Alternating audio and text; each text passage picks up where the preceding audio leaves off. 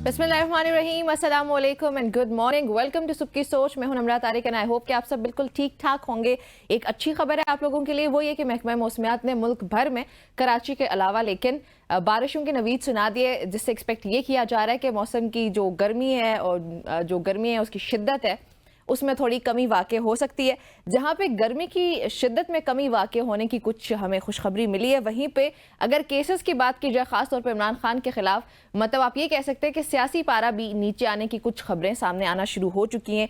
इद्दत case में एक बड़ी पेशरफ्त सामने आई है। अगर बात की जाए सज़ा मुअत्तली दरख्वास्त पर सेशन कोर्ट ने फैसला कल महफूज कर लिया, जो कि अब कल सुनाया जाएगा 27 जून को शाम 3 बजे के वक्त। अब यहाँ पे सवाल यह है कि क्या इमरान खान को बाहर आने दिया जाएगा या उनके खिलाफ कोई नए केसेस बनाएंगे, गवर्नमेंट क्या करेगी इस पे, ये बहुत इंपॉर्टेंट सवालात है। और इद्दत केस में अगर बताती चलूँ 7 साल की ये सजा सुनाई गई थी, लेकिन अब अगर फैसला इमरान खान और बुशरा बीबी के फेवर में आ जाता है तो ये दोनों शख्सियात बाहर आ जाएंगी। अच्छा, इसके अलावा एक और केस भी है, 190 मिलियन पाउंड केस, जिसको आप कह सकते हैं कि छुपा रुस्तम केस है इस वक्त का, जिसको हम लोग शायद इतना बॉदर नहीं कर रहे, लेकिन ये केस भी एक ट्रबल बन सकता है इमरान खान के लिए। इस पे कानूनी पहलू जानेंगे भी हम अभी, लेकिन मुझे पर्सनली लग रहा है कि इस केस में से शायद कुछ निकालने की कोशिश की जाए। ऑल्दो इसमें 15 मई को जो है वो जमानत मंजूर कर ली गई थी, लेकिन फिर भी इसमें कुछ ना कुछ किया जा सकता है। एतजाज एहसन साहब हमारे साथ मौजूद हैं इस वक्त बातचीत करने के लिए इन तमाम तर पहलुओं पे। एतजाज साहब अस्सलाम वालेकुम।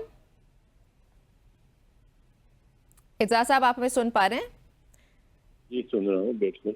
अच्छा, बताइएगा कि अभी मैंने जिक्र किया है इद्दत केस की पोजीशन कैसे देख रहे हैं आप? उसका फैसला महफूज कर लिया गया, उससे क्या एक्सपेक्ट करते हैं आप कि उसके बाद इमरान खान और बुशरा बीबी बाहर आ जाएंगे? देखिए, इस केस में तो बाहर आ जाएंगे, और कोई केस बने हुए तो मुझे नहीं पता, और भी बने हुए हैं, पर इसके हर केस में लिखा जाता है इसको रिलीज कर दिया जाए unless required in any other case. तो वो यही होगा इस केस में, अलामती तौर पे वो बाहर आ जाएंगे, इसमें मुझे कोई शक नहीं है, क्योंकि ये इद्दत का केस तो बनता ही नहीं है, कोई किसी सूरत नहीं बनता इसमें। मंजरिया तो है नहीं, जो होता है कि गिल्टी माइंड भी होनी चाहिए, उसमें कोई अगर गलती आगे पीछे हो गई है तो चंद दिनों की, उससे कोई आप इतनी सख्त सजा या इतनी कुछ सजा का हकदार समझा ही नहीं जा सकता।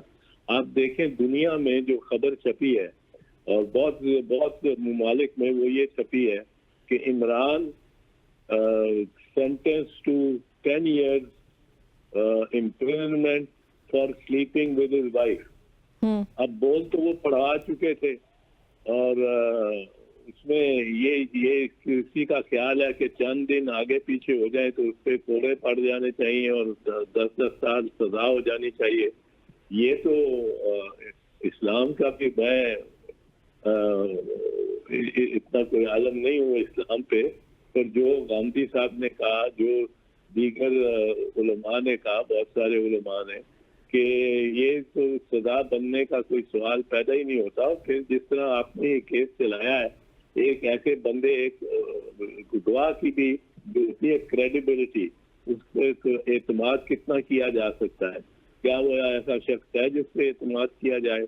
गवाह कौन है? एक साहब है जो 6 साल पहले अपनी बीवी को हंसी खुशी तलाक दे चुका है, जिसका अब उस औरत के साथ कोई ताल्लुक है ही नहीं, वास्ता ही नहीं है।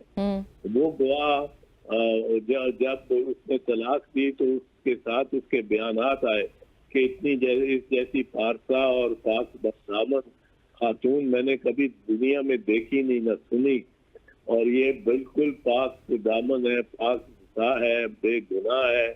और 6 साल बाद जब उसको गिरफ्तार किया जाता है एक करप्शन केस में इनकम टैक्स की, क्योंकि इनकम टैक्स का वो अफसर है, तो 2 महीने बाद वो वापस आके एग्जाम शुरू हो जाता है, पर्चा भी करा देता है 6 साल बाद। और ये इस केस में तो उल्टी सजा होनी चाहिए गवाह खावर मानेका को, और उसके साथ जो गवाह 1-2 पेश हुए, मुलाजमीन को जो पेश किया है, जो ऐनी शहादत बनते हैं, इन सब को सजा होनी चाहिए लियान में। और वो इस्लामी सजा है, वो भी इस्लामी सजा है। अगर ये सजा करते हैं तो इस्लाम में ये सजा है कि झूठा इल्जाम लगाना जो आप अदालत में इसको साबित ना कर सके, और बिल्कुल नहीं साबित कर सका है। इसने नामुतबर गवाह की जबान से जो निकली हुई बात पे अदालत कर ही नहीं सकती एतबार, तो उससे उल्टी सजा होनी चाहिए उनको। बाकी वो जेल से बाहर आते हैं कि नहीं, ये तो मुनसर है कि दूसरे ये हुकूमत की पोजीशन पर डिपेंड करता है। हुकूमत की अभी क्या स्टैंडिंग है वो भी आपको सुनवाते हैं। राना सनाउल्लाह साहब से जब ये सवाल किया गया कि क्या आप इनको बाहर आने देंगे, उस पे उन्होंने क्या कहा है आपको सुनवाते हैं, फिर इस पे आपका कमेंट लेते हैं एतजाज साहब। सर ये बताएं कि इमरान खान साहब जेल में है, एक केस रह गया जिसपे उनकी सजा है, इद्दत का केस। कोई गिरफ्तारी है उनकी? वैसे पहले तो मैं आज भी हम चेक कर रहे थे कि कोई गिरफ्तारी पड़ी, क्योंकि परसों उसका फैसला आना है, और तो सारे केस साइफर खत्म हो गया, जमानत है 190 मिलियन में, केस पे जमानत है तोशा खाना में। तो ये अगर जमानत हुई तो वो तो बाहर आ जाएंगे। आप लोगों को पता है ना कि कोई और गिरफ्तारी तो नहीं है उनकी पड़ी हुई किसी केस में? बहरहाल केस नया भी बन सकता है, कोई इधर उधर से जो है वो कोई तलाश किया जाए तो वो निकल भी सकता है, और ये कोशिश तो होनी चाहिए, होगी कि वो जितना ज़्यादा अरसा मेहमान रहे उतना बेहतर है। जी एतजाज साहब, राना सनाउल्लाह कह रहे हैं कि हुकूमत की कोशिश होगी इमरान खान को जितनी देर जेल में रखा जा सकता है रखा जाए। हमारी ये भरपूर कोशिश होनी चाहिए, जो कि होगी भी, कि केसेस तलाश किए जाए या नए केसेस बनाए जाएं। ये तो मजे का खेल हुआ, मजे का खेल। ये तो इन्होंने मान लिया बदनीयती हुकूमत की। इससे तो इमरान खान के हर मुकदमे में उसकी बेल हो जानी चाहिए, सिर्फ इस बयान से। हर मुकदमे में जो बना है या बनाया है या बनाया गया है या बनाया जाना है, इस तरह हो चुका है। कई लोगों को, दोस्तों को, चौधरी ज़हूर इलाही जो चौधरी शुजात हुसैन के वालिद थे, मरहूम थे, उनको एक बेल हुई थी। चौधरी वो एक न्याजी साहब, मौलाना न्याजी साहब थे, उनकी जमानत हुई थी, और उन्होंने ऐसे जमानत हुई थी कि हुक्म दिया था कि इनकी जमानत ये अब इनको गिरफ्तार नहीं किया जाएगा किसी भी केस में जब तक पहले अदालत से इजाजत ना ली जाए वो मुकदमा बनाने के। वो मुकदमा बनाने से पहले अदालत को से इजाजत दी जाएगी। इस पे तो ऐसा ऑर्डर आ जाना चाहिए। इस बयान पे जो पहले से कह रहे हैं कि उनको रहना चाहिए, भी ये अदालत में मेहमान रहना चाहिए उन्हें, भाई वो आप कैसे फैसला कर सकते हैं? ये फैसला तो अदालत ने करना है, बिल्कुल ये एग्जेक्टिव के साथ कर सकती है। ये एक बयान सफिशिएंट है इमरान खान को हर केस में जमानत मिलने के, और ये अक्सरियत केसेस में तो ये बरियत के लिए भी काफी है। बिल्कुल ऐसे। अच्छा एतजाज साहब, वैसे जो ये नए केसेस बनाने की बात कर रहे हैं, एक तो हमारे सामने जो डिटेल्स आ रही हैं, तोशा खाना 2.0 की तैयारी कर रहे हैं, उसके अलावा मुतनाज़िर ट्वीट्स पर FIA 2 बार तफ्तीश का हिस्सा बना भी चुकी है इमरान खान को, फिर उसके अलावा इदारों के खिलाफ बयानात पर, बयानबाजी पर भी केसेस बनाए जाने का सोच रहे हैं। कोई और केसेस भी बनाए जा सकते हैं? और अगर एक और पॉइंट भी है ना कि अगर ये नेक्स्ट 24 आवर्स में ये केसेस दायर नहीं करते तो इमरान खान क्लियरली बाहर आ सकते हैं। बीवी, आपको ज्यादा इल्म है इन केसेस का, कौन से हैं इमरान खान के ऊपर और कौन से बनाने जाने के इम्कान नजर आते हैं। आपको मैं दाद देता हूँ, आपने रिसर्च करके मुझे सवाल करने शुरू किए हैं। पर बहरहाल मैं तो नहीं जानता, मुझे नहीं इल्म कौन सा केस बना रहे हैं या सोच रहे हैं। तोशा खाना में तो इनकी अपनी बड़ी प्रॉब्लम पड़ेगी इनको। खुद शहबाज शरीफ साहब को और मुस्लिम लीग नवाज को अगर तोशा खाना का रिकॉर्ड, जो कि लाजमी पेश करना पे लाजिम है, अगर मुस्लिम मांगे कि डिपार्टमेंटल प्रैक्टिस है, वो उसका सारा रिकॉर्ड दें आप मोहम्मद खान जुनेजो साहब की वजारत उज़्मा से, जब से ये सिलसिला नया चला है आइन की बहाली के बाद, 1985 में आइन की बहाली के बाद, तो उसके बाद आपने जो कुछ किया है वो जिसने तोशा खाना से क्या कुछ लिया है, तो वो सारा रिकॉर्ड दें। बीबी शहीद पे केस चला था सीक्रेट फंड की में पुरजबुर करने का बिल्कुल बेहुदा गलत केस था। और जी। उसमें हमने डिपार्टमेंटल प्रैक्टिस का भी डिफेंस दिया था, और सारा जो रिकॉर्ड जियाउल हक के वक्त का था वो भी सारे का सारा बोरियों में ला के उन्होंने पेश किया था अदालत में। और मियां अब्दुल सत्तार नजम साहब एडवोकेट, सीनियर एडवोकेट, और मैं, हम दोनों ने मास्क पहन के उस जमाने में, मुझे याद है, सारी इंस्पेक्शन की थी, क्योंकि उन बोरियों में कागजों में से कुछ अजीब फुफुंदी सी निकलती थी जो छींके मारने की हम पे कैफियत पैदा कर देती। तो ये फिर तो सारा रिकॉर्ड पेश करेंगे, तो अगर ये तोशा खाना नंबर 2 में, नंबर 1 में उन्होंने नहीं मांगा ये रिकॉर्ड, तो तोशा खाना 2 में मांग के उस पर जिरा शुरू कर दी, तो ये तो ज्यादा एम्बैरस खुद होंगे। तो चलिए, ये तो तोशा खाना, और मेरा रिसर्च करके आपसे सवाल पूछने का मकसद ये है कि ये केसेस भी क्या दीगर केसेस की तरह भोंडे ही होने जा रहे हैं? इनकी स्टैंडिंग को आप माहिर कानून है, आप इनको कैसे देखते हैं कि ये कुछ ऑब्वियसली शायद हुकूमत कामयाब हो जाए अपना कुछ टाइम खरीदने में, लेकिन ये केसेस बिल्कुल खाली किस्म के ही हैं। ये केसेस तो जो अभी तक बने हैं वो तो बिल्कुल ही खाली है। साइफर को मैं कहता हूँ सिफर है, क्योंकि जब तक उसकी इबारत ना देखो आप कह ही नहीं सकते कि ये क्लासिफाइड होना चाहिए था कि नहीं। और नंबर 1 और नंबर 2, वजीर आजम एक ऐसा अफसर है, एक ऐसा अहदेदार है जो वाहिद हर साइफर वाले केस को वो डी क्लासिफाई कर सकता है। और नंबर 3 ये कि ये तो एक ऐसा केस है जो कि असल में लिखा गया है हमारे सफीर की ने लिखा है हमारे आर्मी चीफ को, क्योंकि वजीर आजम को तो नहीं लिख सकता कि वजीर आजम की हुकूमत हटाओ, ये हमारा पैगाम है। तो ये वजीर आजम के लिए तो नहीं था, वो तो रूटीन में गलती से वजीर आजम को मिल गया, तो डी क्लासिफाई खुद ही हो गया यकदम। और फिर ये है कि एक ये तो सिफर केस जो तोशा खाना है, उसमें कई दफा मैं कह चुका हूँ डिपार्टमेंट की प्रैक्टिस आएगी तो खत्म हो जाएगा इन दोनों में। लेकिन और बेहूदगी ये की है कि डिफेंस का वर्जन ही नहीं लिया, सफाई का उन्होंने सेक्शन 342 का बयान ही नहीं लिया मुल्जिम का, और उसके खिलाफ सजा कर दी है। इस तरह के T20 में एक टीम खेल बैठे, 35 रन किए, उसने 12 ओवर में ऑल आउट हो गई हो, और दूसरी टीम को कहा गया हो कि वो पहली टीम जीत गई है, आपकी बारी नहीं आएगी। डिफेंस को कहा आपकी बारी नहीं आएगी, ये नहीं हो सकता। फिर तीसरा केस इन्होंने जो बनाया है वो ये इज्जत वाला, उस पर भी मैं आपको बात कर चुका हूँ। 190 मिलियन पाउंड वाला उसमें जमानत हुई है, दुरुस्त जमानत हुई है, और वो उसमें बरियत के इंतहाई चांसेस हैं, क्योंकि वो एक ही बात सोचें, और बहुत सारे सवाल है, और एक ही बात सोचें कि जब तक ये क्या मनी ट्रेल ना दी गई हो, तो मलिक रियाज को वो $200 मिलियन बैंक ऑफ इंग्लैंड और ये क्राइम एजेंसी जो है ये इजाजत देती कि आप $200 मिलियन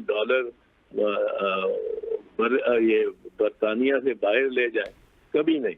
वो तो $100 मिलियन क्या $10 मिलियन नहीं जाने देते बाहर, जब तक बिल्कुल शफाफ ना मिला होता उनको जवाब और सारे सवालात के बारे में दस्तावेजात। वो मलिक रियाज के पास पैसा था, उसने सोचा कि बजाय ये कि मैं भेजूं इसको और अपने अकाउंट में, वहाँ को भी टैक्स वाले आ जाएंगे, कभी कोई और आ जाएगा, वो और फ्रीज कर देंगे, इनको भेजे ऐसे अकाउंट में जो मेरा ही अकाउंट है पर वो है सुप्रीम कोर्ट के पास पैसा महफूज।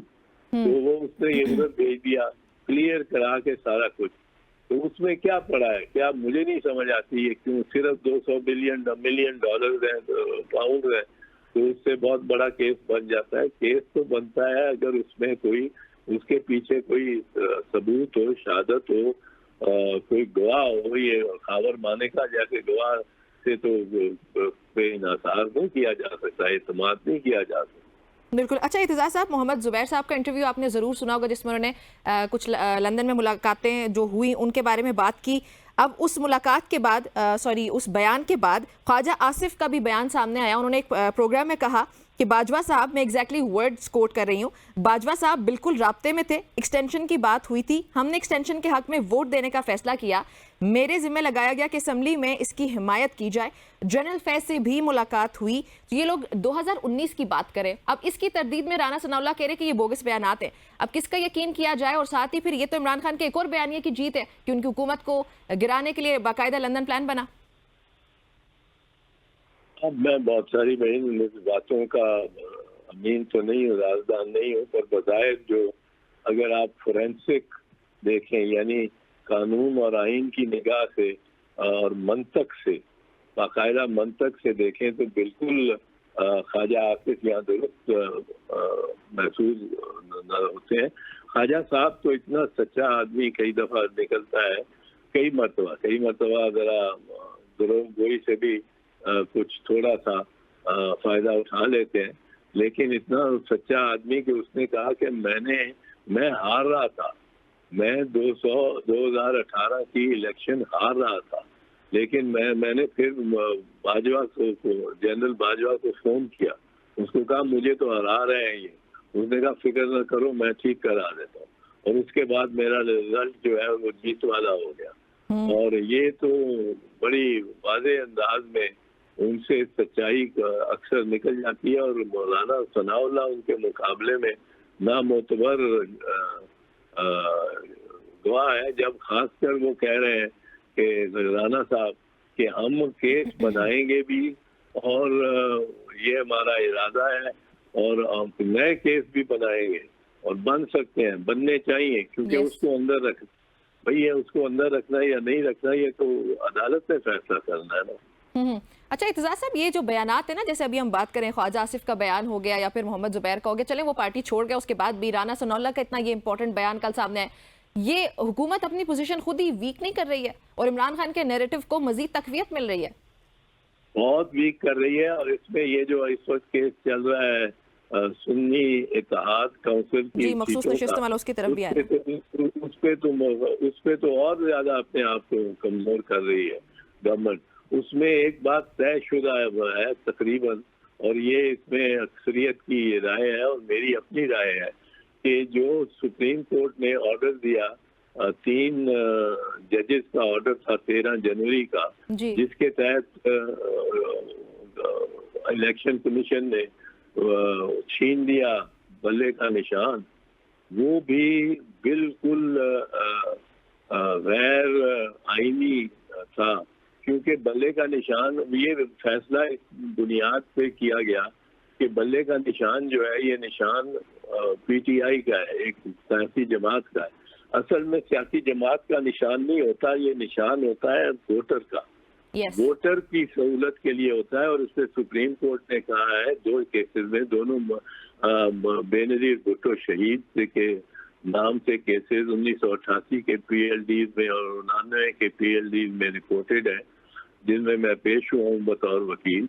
उसमें पहली में कहा उन्होंने कि वोट का हक जो है ये बुनियादी हक है, इसको नहीं छेड़ा जा सकता। दूसरे में उन्होंने कहा कि मैं गया कि जी वोट तो हमारी इजाजत दे रहे हैं, निशान हमें नहीं दे रहे। उन्होंने कहा निशान क्यों? और मैंने कहा निशान इसलिए जरूरी है कि निशान के बगैर मैं वोट नहीं कास्ट कर सकता। तो वो क्योंकि मैं अनपढ़ हूँ, मैं 40 नामों में से अपने कैंडिडेट का नाम नहीं निकाल सकता, ये अनपढ़ वोटरों के लिए निशान बनाया गया। तो फिर मुझे बताया गया, कहा गया भाई आप बिलावल भुट्टो जरदारी को वोट देना चाहते हो, बीबी के बेटे को। तो बीबियां बहुत सारी ऐसे थी जो नहीं अनपढ़ थी, पर वो वोट देना चाहती थी 30 पे, तो उनको बिलावल भुट्टो जरदारी लिखा हुआ नाम तो वो नहीं निकाल सकती थी। उन्होंने कहा उनके ऐसी औरतों के लिए, और ये आज से नहीं, हिंदुस्तान में बड़े सगीर सारे में जब इलेक्शन का सिलसिला शुरू हुआ है निशान होता है। अमेरिका बरतानिया में नहीं होता क्योंकि वहाँ खानगी 100% है, और हमारे यहाँ होता है। अब वो एक सहूलत है वोटर की, वो एक जुम्बिश कलम से, इसलिए कि आप सजा देने चाहते हैं उन 10 ओहदेदारों को पार्टी के जिन्होंने कोई गलत काम किया होगा, बिल पर कोई इंट्रा पार्टी इलेक्शन में गड़बड़ कर दी होगी, उन 10 बंदों के की गलती के लिए आप सजा देना चाहते हैं 3 करोड़ वोटर्स को, उनको बगैर नोटिस दिए, बगैर उनको कोई उनका मौक़िफ़ लिए, वरना हर एक वोटर को जिसका नाम आप काट रहे हैं या जिसको आप वोट से महरूम कर रहे हैं, वो उसको नोटिस देना, उसकी सुनवाई करना, वो 1.5 साल लग जाता है उस इंक्वायरी में। तो ये भी एक अजीब बात है। इस पे आप इतनी वाज़ेह बातें की हैं दीगर जजेस ने और बड़ी क्लियर बातें की हैं कि उन्होंने लिहाज किया है सब जजेस ने जो इख्तलाफ किया है चीफ जस्टिस साहब से। चीफ जस्टिस साहब की प्रॉब्लम की मुश्किल ये है कि वो अपने उस 3 मेंबर के बेंच के फैसले को हाई कोर्ट के फुल कोर्ट से रिवर्स नहीं कराना चाहते। अब फुल कोर्ट रिवर्स नहीं कर सकता क्योंकि वो मामला उनके सामने इस तरह नहीं है, पर वो डिसएग्री तो कर सकता है।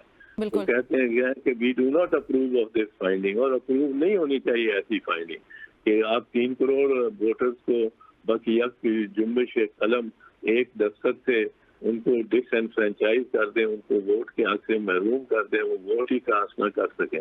तो ये तो कानून और आइन के बिल्कुल खिलाफ, बिल्कुल मुनाफी है। बल्ले का निशान लेना कानून और आइन के मुनाफी है। एतजाज साहब बहुत शुक्रिया आपका हमें हमसे बातचीत करने के लिए। नाज़रीन, गुफ्तगू आपने सुनी है।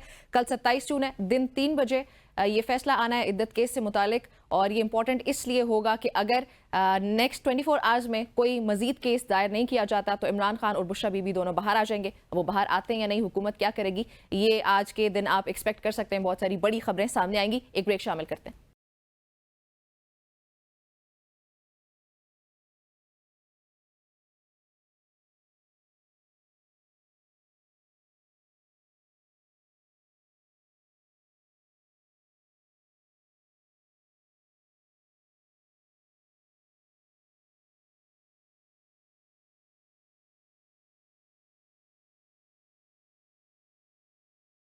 Back everybody. हुकूमत जो है हमारी वो ऑल पार्टीज कॉन्फ्रेंस बुलाने का ऐलान कर रही है। खैबर पख्तूनख्वा गवर्नमेंट की ये बात कर रही हूँ, और मुशीर इत्तला जो है खैबर पख्तूनख्वा के बैरिस्टर सैफ, उन्होंने ये बताया कि ऑपरेशन अज़्म इस्तेहकाम पर वज़ीर आला ऑल पार्टीज कॉन्फ्रेंस बुलाएंगे, यानी कि APC। और उन्होंने जब मीडिया टॉक की, उन्होंने ये कहा कि ये APC ऑल पार्टीज कॉन्फ्रेंस, इसमें तमाम सियासी जमातों को मदऊ किया जाएगा, सबको इनवाइट भेजा जाएगा। तारीख और वक्त का तयन अभी उन्होंने नहीं किया, और जो कि उन्होंने कहा कि हम जल्द कर लेंगे। और कॉन्फ्रेंस का मकसद उनके मुताबिक सियासी जमातों को मौजूदा सूरत हाल से आगाह करना और एतमाद में लेना, और ख़ासतौर पर जो ऑपरेशन होने जा रहा है उसके हवाले से शायद बातचीत की जाए। और जो खैबर पख्तूनख्वा के मुशीर इत्तला, तो उनका मजीद ये भी बताना था कि PTI के ज़ेर इंतज़ाम जो कबाइल वहाँ पर मौजूद हैं, अमन जिरगा भी आज के दिन यानी कि बरोज़ बुध 3 बजे तक मुनाकिद होगा। और ये जो जिरगा होने जा रहा है, इसमें कबायली मुशीरान जो है उन समेत PTI की मरकजी क़यादत भी वहाँ पे तमाम तरकायदीन शिरकत करेंगे, और अमन व अमान की सूरत हाल को वहाँ पे डिस्कस किया जाएगा। क्या किया जाएगा मजीद ये जानते हैं ब्यूरो चीफ पेशावर फरीदुल्लाह हमारे साथ मौजूद है। फरीदुल्लाह साहब, अस्सलाम वालेकुम। जी वालेकुम अस्सलाम। सबसे पहले तो ये जो आज जिरगा होने जा रहा है, इसके हवाले से बताएं कि ये पाकिस्तान तहरीक इंसाफ का इसका मकसद क्या है। कुछ तो मैंने डिस्कस किया भी है। ये जितनी भी कबायली इजला हैं उसमें मुसलसल जो अमन अमान की सूरत हाल है बिगड़ती जा रही है। एक तरफ बदामी है और दूसरी तरफ वहाँ पे जो वफाकी हुकूमत ने तरक्याती मंसूबों पर कट लगाया है, उस हवाले से ये जो कबायली आमाइदीन हैं उनके साथ मशावरत करने के लिए सूबाई हुकूमत ने, मतलब पाकिस्तान तहरीक इंसाफ ने ये जिरगा तलब किया है। और इसमें जो मरकजी लीडरशिप है PTI के, वो शिरकत कर रहे हैं। सुन्नी इत्तेहाद कौंसिल के जो रहनुमा है वो शिरकत करेंगे, और ये आज पेशावर में 3 बजे के करीब ये शुरू होगा। और इनका कहना है कि जो भी फैसले हुए, जो भी मुशावरत हुई, उसको करारदाद की शक्ल में ये सूबाई असम्बली और कौमी असम्बली तक लाएंगे।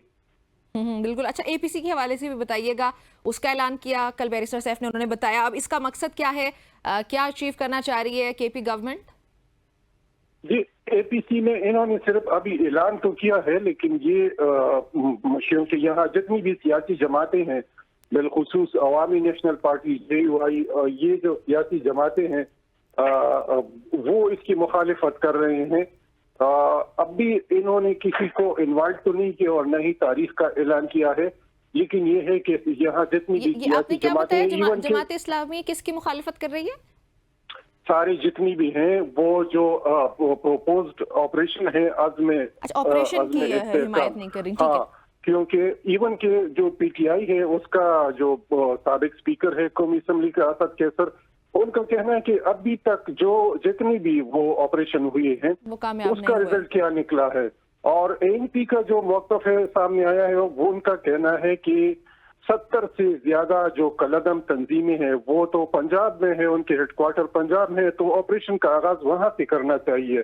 मौलाना फजलुर रहमान भी इसके हक में नहीं है, और मौलाना फजलुर रहमान तो इसको अज़्म इस्तेहकाम नहीं बल्कि अदम इस्तेहकाम ऑपरेशन करार दे रहे हैं। तो जितनी भी सियासी जमातें हैं, इवन की पीटीआई के अपने जो लोग हैं, वो इसकी मुखालिफत, और जो चीफ मिनिस्टर है उनका मौक़िफ़ भी कुछ क्लियर नहीं आया। एक तरफ वो एपेक्स कमेटी में मौजूद हैं, दूसरी तरफ वो कह रहे हैं कि इस ऑपरेशन की कोई बात ही नहीं हुई। तो इसी तरह मतलब यहाँ जो वो पुख्तनख्वा में जो लीडरशिप है कौमी या सूबाई जितनी भी हैं, वो फिलहाल इस ऑपरेशन की, हाँ अलबत्ता ये है कि नून लीग की और पीपल्स पार्टी की जो क़ियादत है यहाँ सूबे में, वो खामोश है इस बात पर, ना अभी तक उनका कोई मौक़िफ़ आया। अलबत्ता एक एमपीए का मौक़िफ़ आया है और उसने अपनी ज़ाती तौर पर ऑपरेशन की हिमायत की है, लेकिन जितनी भी वो है लीडरशिप है मरकजी या सूबाई, अभी तक उनका कोई मौक़िफ़ सामने नहीं है। ये दो अच्छा फरीदुल्लाह साहब, सियासी लेकिन उनका मौक़िफ़ सामने नहीं है, लेकिन उसके साथ इसके दो पहलू भी तो हो सकते हैं ना। ये जो अभी मीटिंग बुलाने जा रहे हैं एपीसी, ये जो कॉन्फ्रेंस होने जा रही है अली अमीन गंडापुर ने जिसका ऐलान करवाया, अब उसमें दो चीजें आप देख सकते हैं। या तो ये जो बाकी जमातें जिनका आप जिक्र भी कर रहे हैं जो इस ऑपरेशन के खिलाफ है, क्या ये उनको अपने साथ मिला के गवर्नमेंट के खिलाफ जाने की कोई तैयारी करेंगे, या फिर ये दीगर जो जमातें हुकूमत में हैं ये क्या गवर्नमेंट से फिर रिक्वेस्ट करेंगे कि उनको भी एतमाद मिले कि एक साथ चला जाए? ये दोनों चीजें की जा सकती है ना। तो मेरे ख्याल में जितने भी लोग जो विफाक में हुकूमत है वो खामोश रहेंगे, और जो यहाँ पे है जो मेन स्ट्रीम की सियासी जमातें हैं, पीपल्स पार्टी और नून लीग जो मरकज में हुकूमत में है, वो बिल्कुल इसी ऑपरेशन पे वो उन्होंने लब सी लिए हैं। लेकिन जो दीगर सियासी जमातें हैं, JUI हैं, जमात इस्लामी हैं, ANP हैं, कौमी वतन पार्टी हैं, वो खुलकर इस ऑपरेशन की अभी से मुखालिफत कर रही हैं। और इसी तरह बलूचिस्तान में अगर हम देखें तो बलूचिस्तान की तो तमाम सियासी जमातें मां सिवाय उनकी जो इक़्तिदार में है वो इसी ऑपरेशन की मुखालिफत कर रहे हैं, और इनका यही कहना है कि ऑपरेशन के नतीजे में जो नुकसान हुआ है, जितने हजारों लोग बेघर हो चुके हैं या जिनका नुकसान हुआ है, अभी तक उसके हवाले से कुछ नहीं किया। और यहाँ जो पुख्तनख्वा में जो क़ियादत है उनका ये कहना है कि जो APS के वाक़े के बाद जो नेशनल एक्शन प्लान बना था उसकी सिर्फ एक नुक्ते पर अमल दरामद हुआ। अगर उस वक्त उस पर अमल दरामद होता तो आज ये नौबत न आती, और अब भी वक्त है कि जो नेशनल एक्शन प्लान है उसी पे अमल दरामद किया जाए। ठीक हो गया फरीदुल्लाह साहब, बहुत शुक्रिया आपका हमें अपडेट करने के लिए। नाज़रीन, ये सूरत हाल पेशावर की थी जहां पे ऑल पार्टीज कॉन्फ्रेंस बुलाई गई है अली अमीन गंडापुर की जानिब से। अब उससे क्या निकलता है इस पे भी आपको अपडेट करते रहेंगे, लेकिन अभी आपको लिए चलते हैं साहिवाल पे, जहां पे हम लोगों ने बल्कि 2-4 रोज पहले ये स्टोरी हमने कवर की भी थी कि यंग डॉक्टर्स जो हैं वो इस वक्त हड़ताल पे, जिसकी वजह से पंजाब भर में हॉस्पिटल्स में सूरत हाल बहुत बुरी है। साहिवाल टीचिंग हॉस्पिटल की अगर बात की जाए, वहां पर मुबैना गफलत से बच्चों की अमवात पर डॉक्टर्स की गिरफ्तारी और बदसलूकी जो है, ये डॉक्टर्स की कुछ डिमांड्स हैं। इन पर डॉक्टर्स नर्सेस की अस्पताल के आउटडोर्स में हड़ताल 10वें रोज में दाखिल हो चुकी है, 10 रोज से वो जारी है।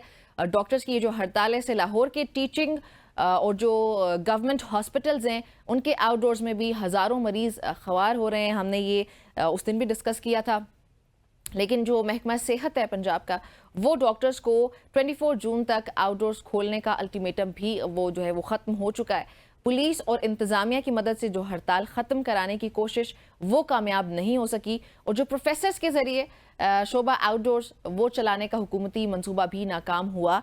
अब यंग डॉक्टर्स की क्या डिमांड्स हैं, वो क्या कर रहे हैं, अभी उनकी क्या पोजीशन है, अभी क्या चल रहा है, ये जानने के लिए डॉक्टर अदनान हमारे साथ मौजूद हैं। डॉक्टर साहब अस्सलाम वालेकुम। जी, वालेकुम अस्सलाम। बहुत-बहुत शुक्रिया, आपने हमें ऑनर किया है। Thank you. जी, यू आर वेलकम। अच्छा बताइएगा, इस वक्त आप लोगों की क्या पोजीशन है? 10 रोज हो चुके हैं, कोई मुज़ाकरात जहां तक हमें रिपोर्ट्स मिल रही हैं कामयाब नहीं हुआ, कुछ ये मामला तय नहीं पाए। मजीद क्या तफसीलात हैं आपके पास? जी, अगर इस बात को देखा जाए तो हमें इसको शुरू करना पड़ेगा साहिवाल के वाक़ये से।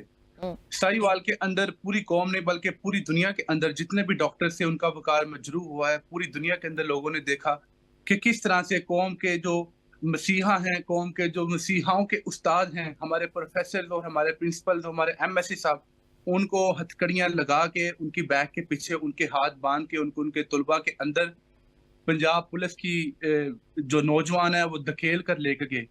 इसके बाद एक शदीद किस्म का रिस्पॉन्स आया और पूरे के पूरे पंजाब के अंदर जितनी भी हमारी डॉक्टर्स कम्युनिटी थी, उन्होंने इसका शदीद इसको प्रोटेस्ट किया और उसके नेक्स्ट डे से हम आज तक ऑलमोस्ट हड़ताल के ऊपर है। इस हड़ताल के अंदर हमारे जो बुनियादी जो हमारे डिमांड्स हैं वो ये अब नई डिमांड्स नहीं है, बहुत पुरानी है।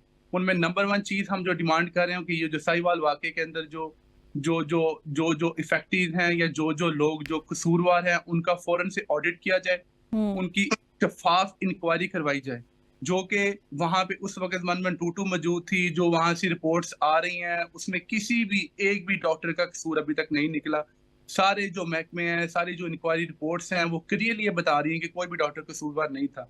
लेकिन डॉक्टर के साथ इस कदर नाज़िबा जो है वो सलूक किया गया, उसके ऊपर हम सरापा एहतजाज हैं और पूरे पंजाब के अंदर आप सबको ठीक पता होगा ठीक, कि ये तो आप लोगों की वजूहात हो गई हैं अदनान, लेकिन अभी आप लोगों के मुज़ाकरात की लेवल तक आप लोगों ने पहुंचना था। मुज़ाकरात के बारे में बताएं कि वो हुए किस मुज़ा हद तक कामयाब जी, हुए, जी। नहीं हो पाए, बिल्कुल ही क्या हुआ? मुज़ाकरात मुज़ाकरात के बारे में आपको बताते चलें कि हुकूमत पंजाब जो है वो अपनी ज़िद के ऊपर कायम है। उनको ये लगता है कि वो ज़िद के ज़रिए, ज़बरदस्ती और धौंस के ज़रिए एक जो नफ़रत का जो बीज बोकर, ज़बरदस्ती करके डॉक्टर्स को स्नब करके वो तमाम काम करवाना चाहती है, जो डॉक्टर कभी भी करना नहीं चाहते। हम्म, हुकूमत चाहती है कि डॉक्टर जो है वो अपनी जो स्ट्राइक है, इसको बंद करें, इसके बगैर किसी टेबल टॉक के। इस तरह महज़ब मुआशरों के अंदर कभी भी इस तरह से कोई वाक़यात पेश नहीं आते। आप सबको पता होगा कि डॉक्टर्स की जो डिमांड है, डॉक्टर्स सिर्फ़ ये डिमांड कर रहे हैं कि आप हमें टेबल पे बिठाएँ, हमसे बात करें, हम अपनी बहुत सारी बातें, गिले-शिकवे जो हैं डॉक्टर्स अपनी रियासत के साथ, अपनी जो रियासत हुकूमत होती है, वो एक माँ का दर्जा रखती है, उसके सामने जो डॉक्टर्स हैं, अपने मुतालबात रखना चाह रहे हैं। लेकिन अफ़सोस की बात ये है कि हुकूमत पंजाब और उसके जो मिनिस्टर्स हैं, जो सेक्रेटरी साहब हैं, वो अभी तक किसी भी डॉक्टर को ऑन बोर्ड नहीं ले रहे और वो इवन हमें धमकियाँ लगा रहे हैं कि जी हम नहीं लेंगे, हम सुनेंगे नहीं, हम ये कर देंगे, हम वो कर देंगे। अभी तक हमारा डेडलॉक जो है वो बरकरार है और अच्छा, इसके लिए हम मरियम नवाज साहिबा से भी आप लोगों की कोई खासी नाराजगी है? वो क्या नाराजगी है और उसके लिए मरियम नवाज ने क्या किया आप लोगों के लिए? मरीम नवाज़ साहबा से हमारी नाराज़गी इसलिए है कि वो इस वक़्त मौजूदा वज़ीर आला पंजाब हैं हम्म, और रियासत जो सूबा पंजाब को प्रेज़ेंट करती हैं, उसकी वो इस वक़्त कस्टोडियन हैं। बीइंग अ कस्टोडियन उन्होंने अभी तक डॉक्टर्स को स्ट्रेट फॉरवर्डली, इनडायरेक्टली किसी भी बैक चैनल से उन्होंने डॉक्टर्स को अभी तक ऑन बोर्ड नहीं लिया।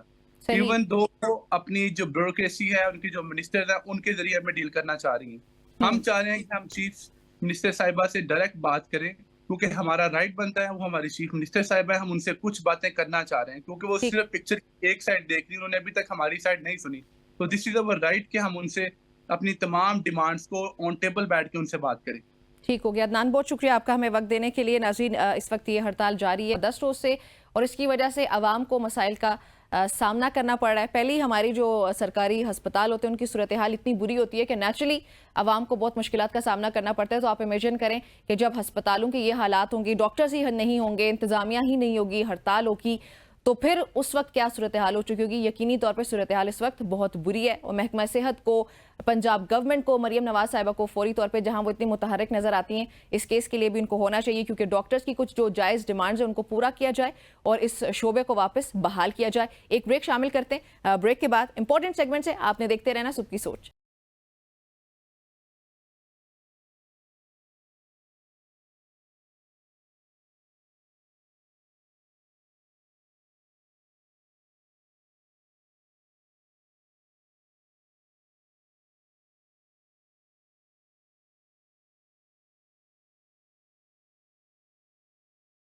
वेलकम बैक टू सबकी सोच। नाज़रीन, आपको याद होगा कल हमने एक सेगमेंट किया था खासतौर पे कराची के लिए कि वहाँ पे गर्मी की वजह से 8 अफराद जो कि हॉस्पिटल में जिनकी फोत होने की खबरें सामने आई थी, और उसके अलावा नशे के आदी लोग उनके मुख्तलिफ इलाकों से डेड बॉडीज मिलने की इत्तलात भी सामने आई थी। अब कराची में इतनी गर्मी है, उसके बाद आज जो खबरें सामने आ रही हैं कराची से वो ये हैं कि एक तो गर्मी है इतनी ज़्यादा जिसकी वजह से लोग पहले ही मर रहे हैं, ऊपर से on top of that load shedding बहुत ज़्यादा बढ़ा दी गई है जिसकी वजह से मजीद हीट स्ट्रोक्स होने की वजह से लोगों के मरने तक की इत्तलात सामने आ रही हैं। अब 26 जून को कराची में धरने का ऐलान किया गया। जमात इस्लामी की जानिब से बिजली की लोड शेडिंग और बिलों में इजाफे के खिलाफ उन्होंने पूरे मुल्क में ही एहतजाज जो है वो किया गया। जबकि कराची की अगर बात की जाए तो कराची में बिजली की लोड शेडिंग और पानी की बंदिश पर 26 जून को शाराए फैसल पर धरने का ऐलान किया गया है। यानी कि आज अमीर जमात इस्लामी जो है हाफिज नईम उर रहमान, उन्होंने ये कहा है कि जिस शोबे को देखें गवर्नेंस नाम की कोई चीज़ नज़र नहीं आती। शायद किसी हद तक हमें भी उनकी इस बात से इत्तफाक करना पड़ रहा है अफसोस के साथ। लेकिन सो एनी हाउ हाफिज नईम उर रहमान ने लाहौर में ये गुफ्तगू की और उन्होंने कहा कि लोड शेडिंग, फिर उसके अलावा बिल्स जो ज़्यादा आ रहे हैं, और अभी बजट सामने आया उसमें टैक्सेस लगा दिए गए, टैक्सेस की भरमार है, ये उनके कुछ बुनियादी मकासद हैं जिसके खिलाफ अभी एहतजाज करने जा रहे हैं। अभी हमें ज्वाइन किया जी हाफिज मुनम ने हमें किया जमात इस्लामी से, अमीर जमात इस्लामी कराची, उन्होंने ज्वाइन किया। उनसे जानते कि क्या मकसद है ये जो अभी करने जा रहे हैं सबका। अस्सलाम वालेकुम मुनम साहब। वालेकुम सलाम। कैसे हैं आप? अल्लाह का करम। अच्छा, पहले तो ये बताइएगा कराची का मौसम कैसा है? वैसे खुशखबरी सामने आई है बारिश की दीगर इलाकों में, लेकिन कराची की नहीं unfortunately. Any how load shedding की क्या सूरत हाल है? जो खबरें हमारे सामने आ रही हैं लोड शेडिंग की वजह से लोग मर रहे हैं, ऐसा ही है? जी बिल्कुल, कराची में इस वक्त हीट वेव है। ये बिल्कुल वैसी ही हीट वेव है जिस तरह 2015 में हीट वेव आई थी और जिसके नतीजे में हजारों लोग जो है वो अपनी जान से चले गए थे। उस वक्त तो रमजान का महीना था तो लोग रोजे से भी थे और हीट वेव भी थी, इस वजह से ज्यादा प्रॉब्लम का सामना करना पड़ा। लेकिन इस वक्त कैफियत यह है कि के इलेक्ट्रिक जो इस वक्त कातिल इलेक्ट्रिक बनी हुई है, उसकी लोड शेडिंग की वजह से और उसकी ओवर बिलिंग ने शहरियों का जीना दोभर कर दिया है। उसकी लोड शेडिंग की वजह से आज कैफियत ये है कि 18 घंटे लोग जो है वो बगैर बिजली के कराची के शहरी गुजारा कर रहे हैं। और इसी के अंदर आप देखें हीट वेव हो और लोड शेडिंग भी हो तो फिर सोने पर सुहागा है और लोग अपनी जानों से गुजर रहे हैं इस हीट वेव के अंदर। खास तौर पर बुजुर्ग उससे मुतासिर हैं और साथ साथ एक मसला और भी बहुत बड़ा हो गया है कि एक तरफ बिजली की लोड शेडिंग है और दूसरी तरफ पानी नापैद है। पानी कराची के शहरियों का एक मसला ये भी है कि शहर के अंदर पानी में पिछले 18 साल में एक बूंद पानी के कतरे का इजाफा नहीं हुआ है शहर के अंदर। और शहरी मजबूरन जो है वो टैंकर खरीदने पर मजबूर होते हैं और नलकों के अंदर पानी दस्तयाब नहीं होता। अब आप बताइए, पानी मौजूद ना हो, बिजली मौजूद ना हो, और तो उसके नतीजे में क्या होगा? ऊपर से जो है हीट वेव हो। इन सारे मसाइल का कराची के शहरियों को सामना है। हमने आज शाम 5 बजे शारा फैसल पर वाटर एंड सीवरेज बोर्ड का हेड ऑफिस है, उस पर हमने धरने का ऐलान किया है। बिल्कुल। अच्छा, आप लोगों के जो पॉइंट्स हैं तीनों वो यही होंगे कि बिजली की बंदिश के खिलाफ है आप लोगों का ये एहतजाज, बिल्स में इजाफा और साथ टैक्सेस में इजाफे के खिलाफ, राइट? जी, हमारा जो है वो यही है। हम जो है वो बिजली के बिलों में होशरुबा इजाफा है, लोड शेडिंग है और जो 18 घंटे लोड शेडिंग है, इसी तरह टैक्सेस के अंदर इजाफा है। ये चारों चीजें हैं। साथ साथ पानी का बहरान, शहर में पानी का शदीद बहरान है। 18 साल हो गए K4 मंसूबा बनना था, लेकिन ना वफाक को कराची से कोई गर्ज है, ना सिंध सूबाई हुकूमत को कराची से कोई गर्ज है। और 18 साल बाद भी K4 मंसूबा जो बनना था उसके बनने की कोई सबील नजर नहीं आ रही कि आइंदा 2 साल बाद भी K4 मंसूबा मुकम्मल हो सकेगा और कराची के सिस्टम में 260 MGD पानी शामिल हो सकेगा। जो 650 शामिल होना था इन्होंने वैसे ही उसको कम कर दिया है, 260 कर दिया है और वो भी अभी 18 साल से प्रोजेक्ट जो है वो ज़ेरे तकमील है और मुकम्मल होने का नाम नहीं ले रहा। ठीक है। अच्छा अमीर साहब, अफसोस के साथ ये सवाल पूछना पड़ा लेकिन शायद मुझे पूछना ही पड़ेगा, ये आप लोग अपनी शिकायत रखेंगे किसके सामने, पीपल्स पार्टी या वफाक के आगे? कोई उम्मीद है आप लोगों को इनसे? भाई देखिए, हम तो अवाम के साथ मिलकर, अवाम के कनेक्शन के साथ हम तो जद्दोजहद कर रहे हैं, हम मज़ाहमत कर रहे हैं, हम सड़कों पर मौजूद हैं, हम अदालतों के अंदर जो है वो चैलेंज कर रहे हैं और हम के इलेक्ट्रिक के खिलाफ अदालत में गए। हम आज इंशाअल्लाह ताला धरना दे रहे हैं, पानी के खिलाफ और बिजली के खिलाफ दे रहे हैं। हम अवामी मज़ाहिमत के साथ इंशाअल्लाह ताला हुक्मरानों को, चाहे वो सूबाई हुक्मरान हो या वफाकी हुक्मरान हो, वफाकी हुकूमत इनको इंशाअल्लाह मजबूर करेंगे कि कराची के शहर के लोगों के मसाइल हल करें। बिल्कुल ऐसे ही, लेकिन ये जो मसाइल हैं इनकी वजूहात कुछ तो आपने जिक्र किया, कुछ हमें मालूम है। मजीद अगर आप इसमें बताएं कि ये लोड शेडिंग, ये तमाम तर मसाइल कराची में हमेशा से चले आ रहे हैं। क्राइम रेट देखा जाए वो ऊपर जाता है, वो अलग बात है कि हुकूमत कहती है उसमें काफ़ी हद तक कमी आ चुकी है, लेकिन लोड शेडिंग है, बिजली की वो बंदिश, मुअत्तल हो जाती है बिजली, या फिर पानी नहीं है। ये सारे मसाइल हैं क्यों कराची के, ये कब हल होंगे? ये मसाइल इसलिए हैं कि ना वफाक को कराची से कोई गर्ज है, ना सूबाई हुकूमत को कराची से कोई गर्ज है। कराची को इन्होंने सिर्फ टैक्स लेने के लिए तो कराची है, लेकिन कराची को देने के लिए इनके पास कुछ नहीं है। ऐसे वक्त में कि जब पूरे यानी लाहौर में मोनो ट्रेन चल रही है, पिंडी के अंदर जो है वो ग्रीन लाइन सर्विस है, मोनो ट्रेन चल रही है, मुल्तान के अंदर मेट्रो चल रही है, लेकिन कराची शहर के अंदर के लिए ना इनके पास ट्रांसपोर्ट है, ना कराची शहर के लिए इनके पास बिजली है। और बिजली का जो रोना है 2005 में निजी कंपनी के इलेक्ट्रिक के हवाले कर दिया गया। 2009 के अंदर एक मरतबा फिर के इलेक्ट्रिक को बेचा गया, अल-अबराज ग्रुप को भेजा गया। उस वक्त जरदारी साहब हुकूमत के अंदर शामिल थे, सदर थे, और MKM उनकी इत्तेहादी थी। इस शहर के एक असासे को खंभों के एवज भेज दिया गया और लोगों को सुहाने ख्वाब ये दिखाए गए कि शहर के अंदर ओवर बिलिंग खत्म हो जाएगी, लोड शेडिंग खत्म हो जाएगी, लेकिन ये ख्वाब ही साबित हुआ। ना लोड शेडिंग खत्म हुई और ना ही ओवर बिलिंग खत्म हुई। इस वक्त हजारों रुपए लोगों के बिल आ रहे हैं, टैक्सेस की भरमार है, कभी फिक्स टैक्स लगाया जाता है, कभी कोई और टैक्स लगाया जाता है, कभी MUCT जो है वो के इलेक्ट्रिक के बिल में शामिल किया जा रहा है। टैक्सों की भरमार है, लेकिन लोगों को रिलीफ सूबाई हुकूमत देने के लिए ये जो आज आप लोग एहतजाज करने जा रहे हैं, बल्कि आप लोगों ने कल भी किया पूरे मुल्क में, इसके लिए आपके इलेक्ट्रिक के खिलाफ भी कोई बातचीत करेंगे?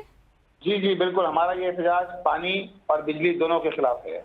ठीक हो गया, बहुत शुक्रिया मुनिम साहब आपका हमें वक्त देने के लिए। नाज़रीन, कराची पाकिस्तान का वो शहर है जिसको हम रोशनियों का शहर कहते हैं। कहना चाहिए या नहीं कहना चाहिए, ये सूरत हाल इतनी हमारी हुकूमतों ने, अनफॉर्चुनेटली कोई सी भी हुकूमत उन्होंने इतनी हालत ख़राब कर दिया कराची की कि एक बार हमें सोचना पड़ता है क्या ये वाकई रोशनियों का शहर रह चुका है या नहीं। और ये बहुत बड़ा अलमिया है हमारे लिए, बहुत बड़ी अफसोसनाक बात है। अफसोस होता है ये सोच के भी कि इतना खूबसूरत शहर जो पाकिस्तान का बिजनेस हब है, हमारे लिए सबसे ज़्यादा अहमियत का हामिल है कराची। हर शहर की अपनी अहमियत है, कराची हमारा दिल है, तो इस शहर के साथ ये सब नहीं होना चाहिए। जिस भी जमात के मुतालिबात हैं वो पूरे होने चाहिए। ये एहतजाज अगर जमात इस्लामी लेट से ये कह रही है कि वो कराची के फेवर में, कराची की आवाम की बेहतरी के लिए कर रहे हैं, तो उनके ये एहतजाज में जो भी पॉइंट्स हैं, डिमांड्स हैं, उनको पूरा किया जाना चाहिए, सूबाई लेवल पे भी और फेडरल पे भी। प्रोग्राम में एक ब्रेक शामिल करते हैं, हमारे साथ ही रहें।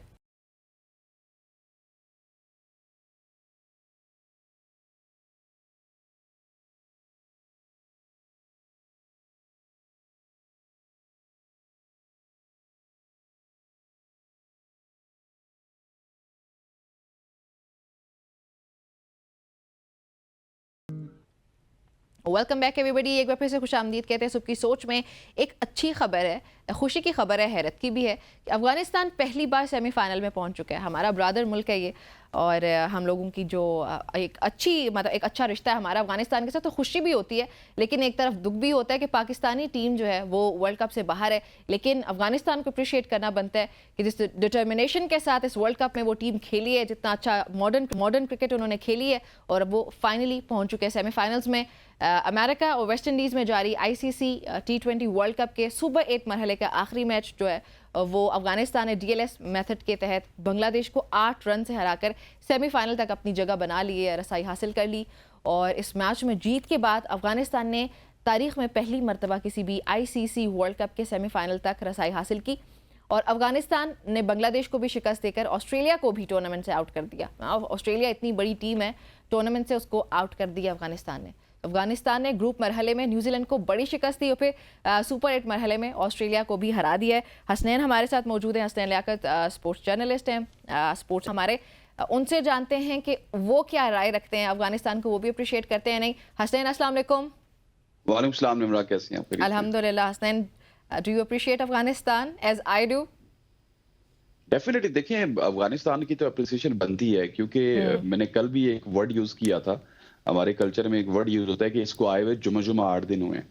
तो उनको क्रिकेट में आए हुए जुमा 8 दिन हुए और उन 8 दिनों में उन्होंने अपने क्रिकेट को इतना स्ट्रांग कर लिया कि वो अब T20 वर्ल्ड कप के सेमीफाइनल में पहुंचे हैं। और जिस तरह आपने अपने इंट्रो में बताया कि पहले उन्होंने सुपर 8 मरहले में न्यूजीलैंड को शिकस्त दी, फिर सुपर 4 मरहले में ऑस्ट्रेलिया को शिकस्त दी, फिर उसके बाद बांग्लादेश को शिकस्त दी। सिर्फ ऑस्ट्रेलिया को अगर उन्होंने बाहर किया है तो बांग्लादेश की शिकस्त के साथ ऑस्ट्रेलिया बाहर नहीं होता था, बल्कि उन्होंने पहले ऑस्ट्रेलिया को भी शिकस्त दिया। सो जो 2 बड़ी टीमों को उन्होंने सुपर 4 में शिकस्त दी और अब वो पहली दफा पहुंचे हैं सेमीफाइनल में। लेकिन यहाँ पे एक बड़ी दिलचस्प बात है कि सेमीफाइनल में और जो सेमीफाइनल में पहुंचने वाली 4 टीमें हैं, उसमें से जो 2 टीमें हैं साउथ अफ्रीका और इंडिया, उनको अभी तक अफगानिस्तान शिकस्त देने में नाकाम रहा है। इसके अलावा उसने सबको शिकस्त दी है, पाकिस्तान को दी, इंग्लैंड को दी, न्यूजीलैंड को दी, श्रीलंका को दी। लेकिन साउथ अफ्रीका के खिलाफ उनके 5 मुकाबले हैं, 5 मुकाबलों में से अभी तक वो कोई मुकाबला नहीं जीत सके। और इसके अलावा अगर बात की जाए इंडिया की,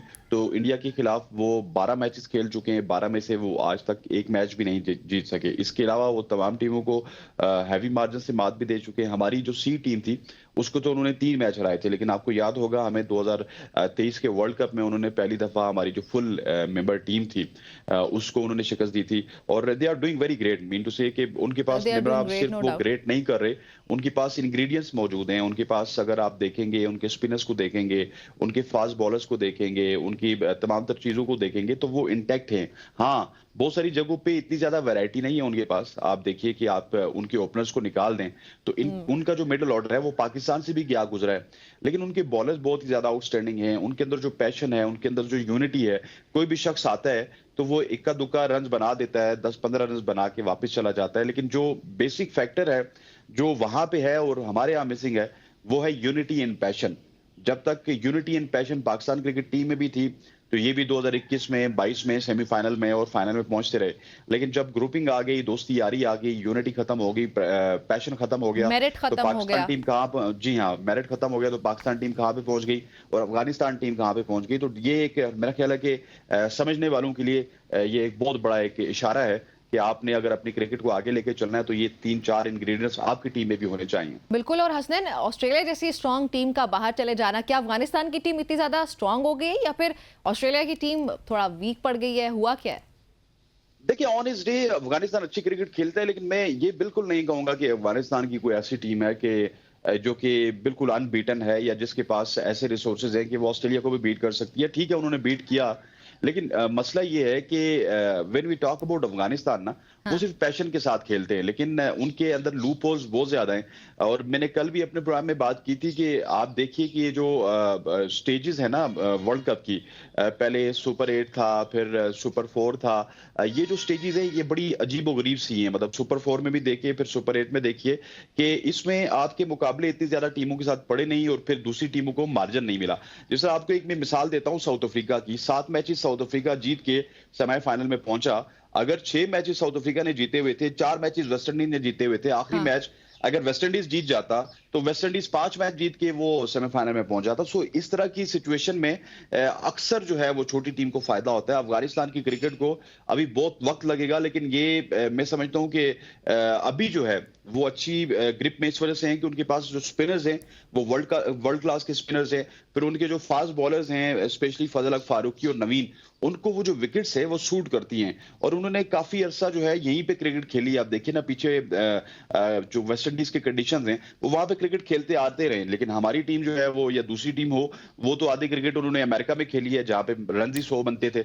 सो इस वजह से हम ये कह सकते हैं कि उनको कंडीशंस भी फेवर कर रही हैं, उनको ग्रुप स्टेज भी फेवर कर रहा है, टीम भी उनकी इतनी ज्यादा कमजोर नहीं है। जो कहा करते हैं हम लोग के वक्त किसी किसी का वक्त आता है, मेरा भी वक्त आएगा, तो शायद अभी अफगानिस्तान का वक्त भी आ चुका है और वो अच्छा खेल भी रहे। दोनों चीजें अभी तक तो उनका वक्त आया हुआ था, लेकिन अब मेरा ख्याल है कि आगे जो लोग अफगानिस्तान को रेट कर रहे हैं, मुझे भी बड़ी खुशी होगी कि अगर अफगानिस्तान की टीम जो है ट्रॉफी उठाए। लेकिन आई डोंट थिंक सो कि ये एक साउथ अफ्रीका वाले भी सोच रहे होंगे कि उनके पास भी एक सुनहरी मौका है। ये जो वो शायद ये भी सोच रहे होंगे कि हमने बहुत नेल बाइटर मुकाबले जीत के आए, तो अफगानिस्तान एक ऐसी टीम है जो उनके लिए तरने वाला साबित हो सकता है, क्योंकि अफगानिस्तान और साउथ अफ्रीका का जो सेमीफाइनल है, इनमें से जो भी टीम जीतेगा वो पहली दफा फाइनल पहुंचेगी। आपको याद दिलाता चलूं कि साउथ अफ्रीका भी चौकर्स हैं, वो सेमीफाइनल में जाके चौक कर जाते हैं। सो इस दफा साउथ अफ्रीका के पास भी पूरा मौका है, अफगानिस्तान के पास भी पूरा मौका है, लेकिन जो भी जीतेगा उसका टाकरा साबिक वर्ल्ड चैंपियन से होगा, चाहे वो इंडिया से हो या फिर इंग्लैंड से हो। बिल्कुल। अच्छा हसनैन, हमने देखा जब ये वर्ल्ड कप का आगाज हुआ था तो लो स्कोरिंग मैचेस हमारे सामने आ रहे थे, बल्कि इतना वो हमें खुद भी यकीन नहीं आता था कई बार। अभी हाई स्कोरिंग मैचेस सामने आ रहे हैं और वो चेज भी हो रहे हैं। क्या वेन्यूज की बदलने की वजह से हो रहा है या इसके कोई और फैक्टर्स भी हैं? देखिए, ये बड़ा अच्छा सवाल है। आप ये देख लीजिए कि न्यूयॉर्क में या डलास में या फ्लोरिडा में जहां जहां पे मैचेस हुए, मैक्सिमम स्कोर 106 बनता था, 107 बनता था, और वहां पे ही पाकिस्तान को ज्यादातर मैचेस मिले। लेकिन पाकिस्तान के पास सिर्फ ये एक्सक्यूज नहीं है, क्योंकि पाकिस्तान के अलावा इंडिया को भी वहां पे मैचेस मिले, और भी बहुत सारी टीमों को वहां पे मैचेस मिले जो वहां से खेल के यहाँ पे आए।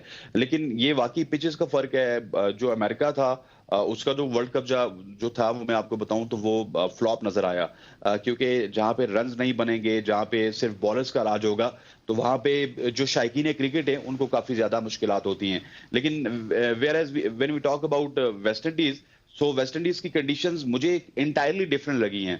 आप देखिए कि ये वही वेस्ट इंडीज है जहां पे सीपीएल में 150 या 160 रन बनते हैं, लेकिन इस वेस्ट इंडीज में अब हम 200 रन बनते हुए भी देख रहे हैं, 190 रन भी बनते हुए देख रहे हैं। तो मेरा ख्याल है कि आईसीसी को जो सेटबैक मिला न्यूयॉर्क की पिचेस से, डलास की पिचेस से, वहां पे तो वो ठीक नहीं कर सकते थे, क्योंकि जो वहां का स्ट्रक्चर था वो आईसीसी को इतना सपोर्ट नहीं कर रहा था। आईसीसी के लिए बड़ा मुश्किल हो जाता था। लेकिन उन्होंने वेस्ट इंडीज में आके पिचेस को एक दफा चेंज किया और पिचेस को फुल बैटिंग पैराडाइज किया। इसी वजह से वर्ल्ड कप में जो थोड़ी सी रौनक आई है वो इसी वजह से आई है कि अब रन ज्यादा बन रहे हैं और सनसनीखेज मुकाबले हो रहे हैं। बिल्कुल। अच्छा हसनैन, कप्तान की मुलाकात हुई है, बाबर आजम की किंग की मुलाकात हुई है, सेनेटर और मिनिस्टर और पता नहीं क्या क्या चेयरमैन पीसीबी से। इस मुलाकात को कैसे देख रहे हैं आप? क्या क्या डिस्कस हुआ होगा? देखिए, ये सबसे पहले तो आपके जो किंग साहब आए, उनका जो बिहेवियर था, मैं तो समझता हूं कि इस तरह लग रहा था कि वो एक वर्ल्ड कप जीत के आए हैं, साथ उन्होंने मैन ऑफ द टूर्नामेंट जीता है, और साथ उन्हीं की टीम के किसी बॉलर ने बॉलर ऑफ द टूर्नामेंट जीता है, और उन्हीं की टीम के किसी ऑलराउंडर ने ऑलराउंडर ऑफ द टूर्नामेंट जीता है। मतलब यार, इस बिहेवियर के साथ आप आ रहे हैं, स्माइलें पास कर रहे हैं और ऊपर से सलाम कर रहे हैं और ये कर रहे हैं वो कर रहे हैं।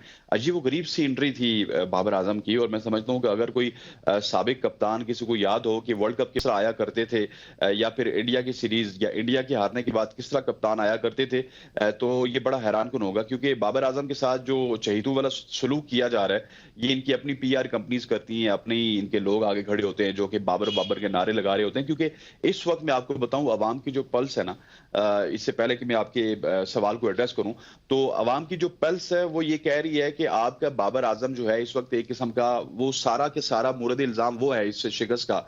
लेकिन उसके बावजूद भी बाबर आजम की हीरोइक एंट्री से ये पता चल रहा है कि सारी चीजें आर्टिफिशियल थी। और दूसरा, जहां तक उनकी मोहसिन नकवी से मुलाकात हुई, तो मुलाकात में मोहसिन नकवी साहब ने भी उनसे बहुत सारी चीजें पूछी होंगी। उन्होंने भी कहा होगा, बेसिकली इस वक्त मैं आपको बताऊं कि मोहसिन नकवी साहब भी नाराज हैं। आपके कप्तान और आपके कुछ प्लेयर्स वो मोहसिन नकवी साहब को बड़ी बड़ी जगहों से अप्रोच करवा रहे हैं, बड़ी बड़ी जगहों से फोन कॉल्स जा रही हैं।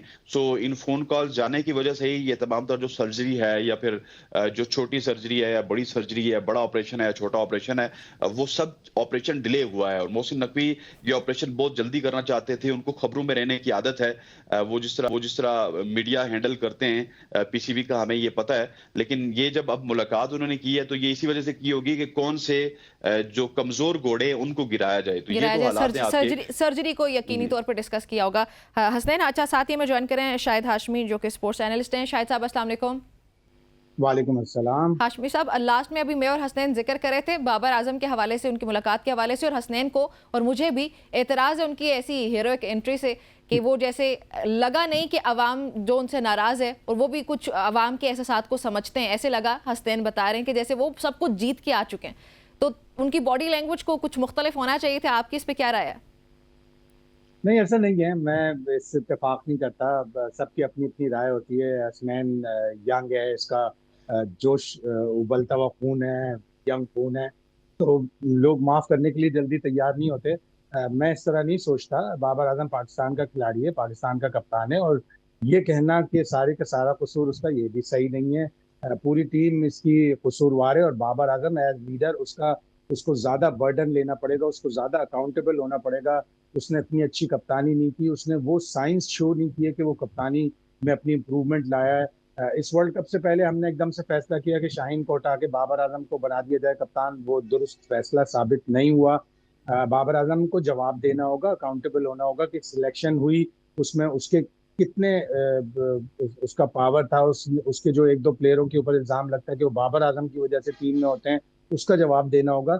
बाबर आजम पाकिस्तान का प्लेयर है, हमें उसे एकदम से इस तरह नहीं ट्रीट करना होगा। नहीं, हमें ट्रीट उसको बुरा जो भी बुरा ट्रीट करने के बारे में शायद साहब हम सोच नहीं सकते। शायद हम अपना शिकवा कर रहे हैं उनसे, क्योंकि इस खेल को ना खेल से ज्यादा जज्बात और एहसास से जोड़ा जाता है। पाकिस्तान की टीम पाकिस्तान के अवाम उस टीम से कुछ एक्सपेक्ट करते हैं, तो उनकी बॉडी लैंग्वेज से भी पता चलना चाहिए कि वो अकाउंटेबल ठहरना चाहते हैं और वो समझते हैं अवाम के इन एहसासात को।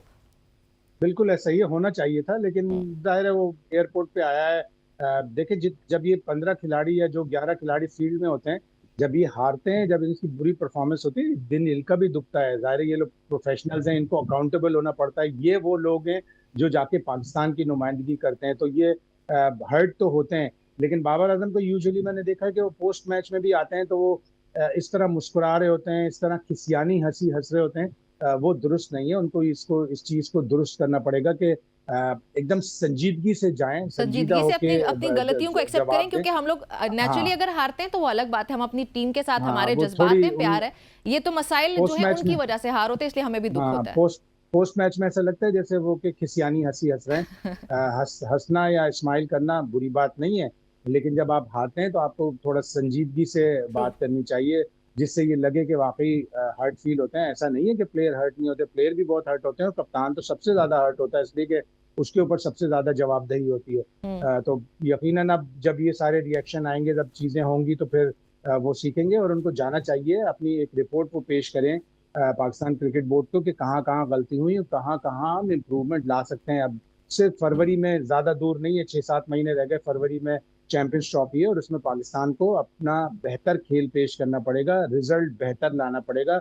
इसलिए कि पाकिस्तान की टीम रैंकिंग में भी नीचे जा रही है, पाकिस्तान की टीम स्टेटस में भी पीछे जा रही है, फिर स्पॉन्सर्स भी कम आएंगे, फिर आईसीसी की फंडिंग भी कहीं खुदा ना खास्ता कम ना हो जाए, तो ओवरऑल पाकिस्तान की क्रिकेट का नुकसान होगा। हमें इसे एक तो शॉर्ट टर्म गोल्स में अचीव करना होगा।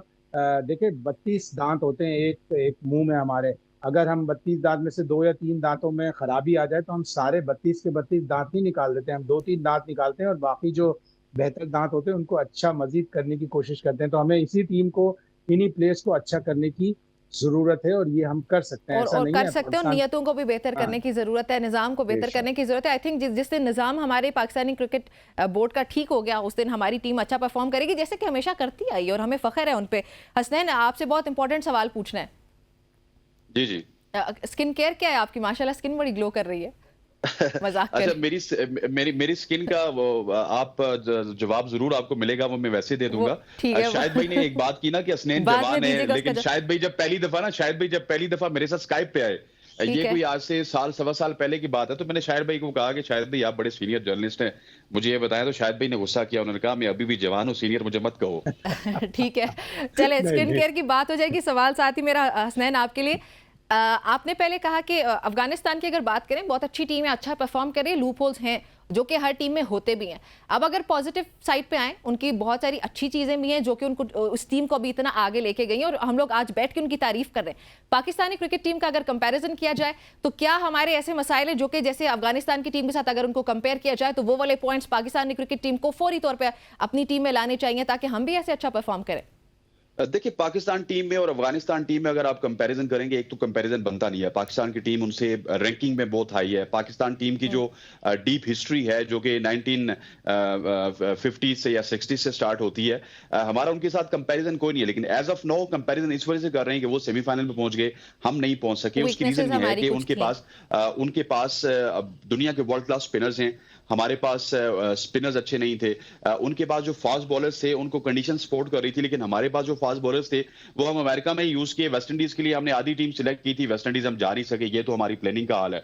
बाकी मिडिल ऑर्डर में समझता हूँ कि जो अफगानिस्तान का मिडिल ऑर्डर है वो पाकिस्तान से ज्यादा पैथेटिक है। अफगानिस्तान की ओपनिंग में गुरबाज जो उसको फ्लेवर देते हैं एग्रेसिवनेस का, वो पाकिस्तान की ओपनिंग में उस तरह से मौजूद नहीं है। लेकिन एक बात है जो अफगानिस्तान में है पाकिस्तान में नहीं है, वो है यूनिटी, वो है पैशन, वो है जज्बा जो अपने मुल्क के लिए खेलने का और किसी बड़ी टीम को हराने का और आगे जाने की लगन थी। ये पाकिस्तान टीम में बहुत ज्यादा मिसिंग थी। पाकिस्तान टीम में या तो कप्तानी की जंग चल रही थी, या कोई ग्रुपिंग चल रही थी, या ये चल रहा था कि मेरा दोस्त किस तरह खेलेगा, या ये चल रहा था कि हमने जिनको गारंटी दी है वो किस तरह खेलेंगे। सो ये चीजें पाकिस्तान क्रिकेट टीम को मेरा ख्याल है कि सुपर फोर्स से इन्होंने दूर रखा। अगर ये चीजें ना होती तो शायद मेरी बात से एग्री करेंगे कि 21 में भी हमारी यही टीम थी, 22 में भी हमारी यही टीम थी। लेकिन जब टीम जेल होती है, टीम यूनाइटेड होती है, तो रिजल्ट डिफरेंट होते हैं। 21 में हम सेमीफाइनल में पहुंचे, 22 में हम फाइनल में पहुंचे। लेकिन जब टीम सेपरेटेड होती है, आपके दिल एक दूसरे से जुड़े नहीं होंगे, आपका जो एंड गोल होगा वो पाकिस्तान नहीं होगा। आपका एंड गोल ये होगा कि मेरे दिल की सेटिस्फेक्शन किस तरह होगी, बाबर आजम किस तरह जो है वो लेट डाउन होगा, शाहीन किस तरह लेट डाउन होगा, या रिजवान किस तरह लेट डाउन होगा। तो डेफिनेटली फिर रिजल्ट ऐसे ही आएंगे जिस तरह आएंगे। बेशक बेशक। शाहिद साहब, हमारे पास वक्त बहुत कम है, इस पे जल्दी से अगर आप कुछ कमेंट करना चाहें। बिल्कुल, वाकई ऐसा ही लगा कि जैसे पाकिस्तान की टीम में यूनिटी की कमी थी। वही सेट ऑफ प्लेयर्स से ऑलमोस्ट जो 2021 और 2022 में थे, डर और खौफ से खेल रहे थे। अमेरिका का मैच ले लें, इतनी डर के ग्राउंड में दाखिल हुए। बाबर आजम जैसा प्लेयर 23 गेंदों में 9 रन बनाता है, 25वीं गेंद पे पहली बाउंड्री लगाता है। फिर हमने सुपर ओवर भी अजीब अंदाज से किया, डर डर के। तो वो सारा डर हमें निकालना पड़ेगा। और अब जब 30 जून को नई रैंकिंग आएगी आईसीसी की, तो उसमें यकीनन हम अफगानिस्तान से नीचे चले जाएंगे, इसलिए कि अफगानिस्तान ने अपनी से हायर रैंक टीम ऑस्ट्रेलिया और न्यूजीलैंड को शिकस्त दी है। तो हमें अपनी तमाम तर कमजोरियों को, तमाम तर ऑफ फील्ड ऑन फील्ड कमजोरियों को जल्द अज जल्द उनके ऊपर काबू पाना। ठीक हो गया, बहुत शुक्रिया आप दोनों का हमें ज्वाइन करने के लिए। हसनैन, आपका भी, शाहिद साहब आपका भी करने के लिए शुक्रिया। राजीन, ये गुफ्तगू आपने सुनी कुछ क्रिकेट के हवाले से, फीफा की, लेकिन अगर बात की जाए तो वो भी मुझे लगता है, आई थिंक कि मैं बिल्कुल ठीक बात कर रही हूँ कि वो भी हमारे पाकिस्तानी म्यूज़िक के बहुत बड़े फ़ैन निकले। आरिफ लोहार का गाना लगा के उन्होंने गोट को, यानी कि बकरा बकरी वाला गोट नहीं, greatest of all time Messi को उनका बर्थडे विश किया है। मेसी को इस तरीके से बर्थडे विश किया गया है। वर्ल्ड कप की बातें कर करके मेरी ज़ुबान पे भी वर्ल्ड कप है। एनीहाउ उनको बर्थडे विश किया गया। मेसी का जादू वॉज द कैप्शन, वो भी उर्दू में लिखा है। तो उर्दू और पाकिस्तानी मौसीकी का फ़ैन निकला फीफा, तो अच्छी बात है। एनीहाउ हम यहाँ पे एक ब्रेक शामिल करने लगे। देखते रहें सुबह की सोच।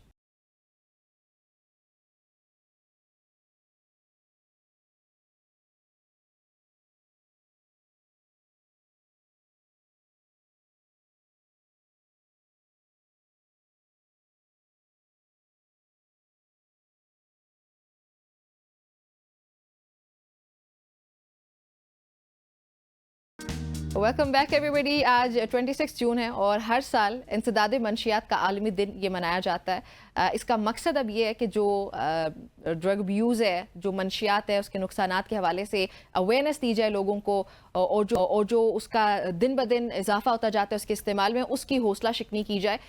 जो पाकिस्तान में एक रिपोर्ट के मुताबिक पाकिस्तान में तकरीबन 1 करोड़ अफराद मंशियात का इस्तेमाल कर रहे हैं, जबकि इस तादाद में तेज़ी से इजाफा भी होता जा रहा है। जो एजुकेशनल इंस्टीट्यूशंस हैं, जो इंस्टीट्यूट्स हैं, उनका बहुत इंपॉर्टेंट रोल होता है इसमें।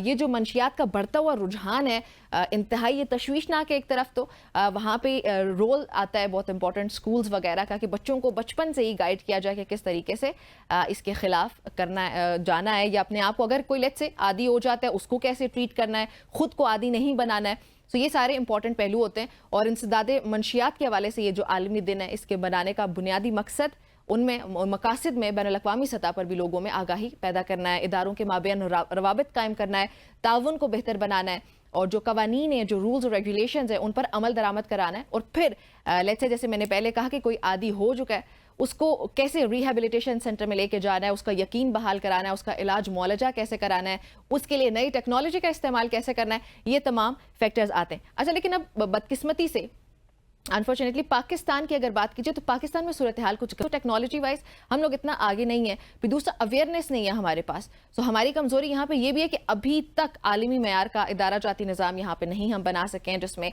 इंटेलिजेंस, सर्वेलेंस और इसके अलावा दीगर ऐसी लैब्स वगैरह ये सहूलियात मौजूद होना होता है। सो मंशियात की सप्लाई डिमांड, मंशियात के जो आदि लोगों की बहाली है, इलाज मुआलजा है, दीगर हवाले से ये पे बात करने के लिए हमारे साथ मौजूद है जी ईमान फयाज, जो कि फुटबॉलर हैं और एक फाउंडेशन है और इसको सुपरवाइज करते रहेंगे जब तक बिल्कुल इंशाल्लाह ताला ये काम हमारा कंप्लीट नहीं हो जाता। तो कल उन्होंने बात की थी सिंध के लोगों की रेजिलियंस की, ये कहीं और होता ना तो आप बातें कुछ और। अच्छा, इधर भी बड़े मज़ेदार बातें थी ना, मीडिया देख लें, इवन बहुत ही एहतराम के साथ जिन लोगों को कुछ पता नहीं होता कि है क्या चीज़, वो अपनी अपनी कहानियाँ देनी शुरू कर देते हैं। लेकिन हम इन पे नहीं, अगर हम मैं सारा दिन, मैं ये मिनिस्टर इंफॉर्मेशन को कहता हूँ कि सारा दिन अगर मैं मीडिया पे तवज्जो दूँ तो मैं काम कब करूँगा, वो इसीलिए मैं जवाब ही नहीं देता। अक्सर आपने देखा होगा मैं अपने काम से काम रखता हूँ, मेरा नहीं है कि इधर तस्वीर आ जाए, इधर भाग जाऊँ, उधर दौड़ जाऊँ और दिखाता रहूँ। जो जरूरत पड़ेगी तो वो भी कर लूँगा, वो करके भी दिखा दूँगा अगर ऐसा करना हुआ। अगर ये आप समझते हैं कि होता है एक काम करने का या एक्टिविटी शो करने का कि जी मीडिया पे ज़्यादा आएंगे तो आप ज़्यादा काम कर रहे हो, अल्लाह ताला का शुक्र है। मैं I don't want to start my budget speech right now. अल्लाह ताला का शुक्र है कि जिन लोगों को हमने, जिन लोगों के सामने हम अकाउंटेबल हैं वो सिंध के लोग हैं और ये सूबाई असेंबली जिसके सामने मैं अकाउंटेबल हूँ। मैं आपके सामने वो अकाउंटेबिलिटी इट इज़ डॉक्टर साहब है नहीं, मैं खैर वो बाद में, अभी फिर मेरी बातें सारी निकल जाएंगी। अभी हम अकाउंटेबल हैं सिंध असेंबली को और इस सिंध असेंबली के थ्रू अल्टीमेटली सिंध के लोगों को। और ये सिंध के लोगों ने फैसला अपना एक बार नहीं, दो बार नहीं, 1970 से जब से पाकिस्तान पीपल्स पार्टी इलेक्शन लड़ने शुरू किए, सिंध में सबसे बड़ी जमात बन के उभरी है। और अगर कभी हमारी हुकूमत नहीं आई है तो तीतर बटेर सब इधर उधर से मिला जुला के ना ऐसी हुकूमतें बनाई गई हैं जिन्होंने प्रॉब्लम्स क्रिएट किए हैं। तो सिंध के लोगों को मैं फिर जवाबदेह हूँ, अल्लाह ताला के बाद अपनी लीडरशिप को और सिंध के लोगों को जवाबदेह हूँ। और इंशाअल्लाह ताला हम सिंध के लोगों की उम्मीदों पे पूरा उतरेंगे। ऐसे मसले आते रहते हैं, लेकिन मैं कई बार बताता हूँ, एक फ्लड आया था, छोटा सा फ्लड आया था, आपको शायद जो राइट बैंक वाले मेरे दोस्त हैं डॉक्टर सिकंदर को याद होगा, या राइट बैंक में जो हमारे लाड़कानो कंबर शदातूट के लोग हैं, छोटा सा फ्लड है 2007 में। 2000 उस अपोजिशन के ज़माने में जब हम अपोजिशन में थे और जो लोगों की हालत भी थी। उसके बाद 2010 में फ्लड आया, 11 में, 12 में, 20 में, 22 में पीपल्स पार्टी की हुकूमत थी, लोगों के साथ खड़ी रही। और इंशाल्लाह ताला इस मुश्किल वक्त में जो ये आया था, मुझे पता है इधर बैठे हैं, अभी पहुंचे नहीं ये हमारे मेंबर, एक जब ये गेट का वाक़या हुआ था तो उन्होंने मुझे अगले दिन फ़ोन किया कि आप इधर क्या कर रहे हैं, आप चले जाएं सीधा जाके उधर मुआयना करें। मैंने कहा नहीं भाई, जिनको काम करना, मैं सिर्फ फ़ोटो खिंचाने नहीं जाऊँगा। मैं गया था उधर, जब वो काम हो गया, मेरा सखर का वैसे ही एक विज़िट हुआ तो मैंने जाके काम का मुआयना किया, लेकिन मैं कांटेक्ट में था और मुझे भरोसा था कि मेरा मिनिस्टर और हमारे लोग उधर मेरे साथ थे। शर्जील मेमन साहब साथ थे, नासिर शाह साहब साथ थे, ज़िया लंजार साहब साथ थे। एक चीफ इंजीनियर इरिगेशन का इन्होंने पहचाना नहीं और सब जानते हैं उसको, उसकी जो हालत थी 51-52 डिग्रीज में वो पहने और उसने अपने आप को ठंडा करने के लिए पानी डाला उधर सर पे और वो खड़ा था। मिनिस्टर कुर्सी लगा के उधर बैठा हुआ था। ये है पीपल्स पार्टी, वो काम करती है। और जब तकरीर करनी हो तो तकरीर करना भी जानते हैं, इंशाल्लाह ताला वो भी करके दिखाएंगे। पता नहीं क्यों शब्बीर आया नहीं है हमें परेशान कर दिया, तब से आ जाएगा, इंतज़ार करते हैं। तो स्पीकर साहब, मैं आपको और आपके तरफ से ऐवान को और सिंध के लोगों को मुबारकबाद देता हूँ कि आपकी हुकूमत ने, सिंध के लोगों की हुकूमत ने, बिलावल भुट्टो जरदारी, आसिफ अली जरदारी साहब की हुकूमत ने लोगों की जो उम्मीदें उन पर पूरा उतरी। और इंशाल्लाह ताला, प्रॉब्लम है, कल निसार खोड़ो साहब ने कहा था कि हमारी इस वक्त जो राइस पैडी की फसल के बीज सूख रहे, इंशाल्लाह ताला कोशिश होगी कि नुकसान ना हो। और मैं वो बताऊंगा कि सिंध हुकूमत क्या कर सकी है पिछले 5 साल में, और इतना जो हमने किया है, जो नज़र आ रहा है। नासिर भाई आपको भी बताएंगे, प्रीडी की कॉलेज का भी बताएंगे, अस्पताल की बताएंगे,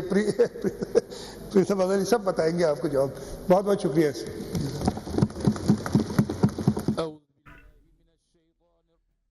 सिंध असेंबली इजलास में वज़ीर आला सिंध मुराद अली शाह इज़हार ख्याल कर रखे गए। इस वक्त आप टेलीविजन स्क्रीन पर बराह रास्त मुलाहज़ा भी कर सकते हैं। उन्होंने कहा कि मेरी अव्वलीन तरजीह सिंध आवाम की तवक्कुआत पर पूरा उतरने पर है। उन्होंने कहा कि हमारी जानिब से पूरी कोशिश इसी बात पर मरकूज़ है कि हम सिंध की आवाम की तवक्कुआत पर पूरा उतर सकें।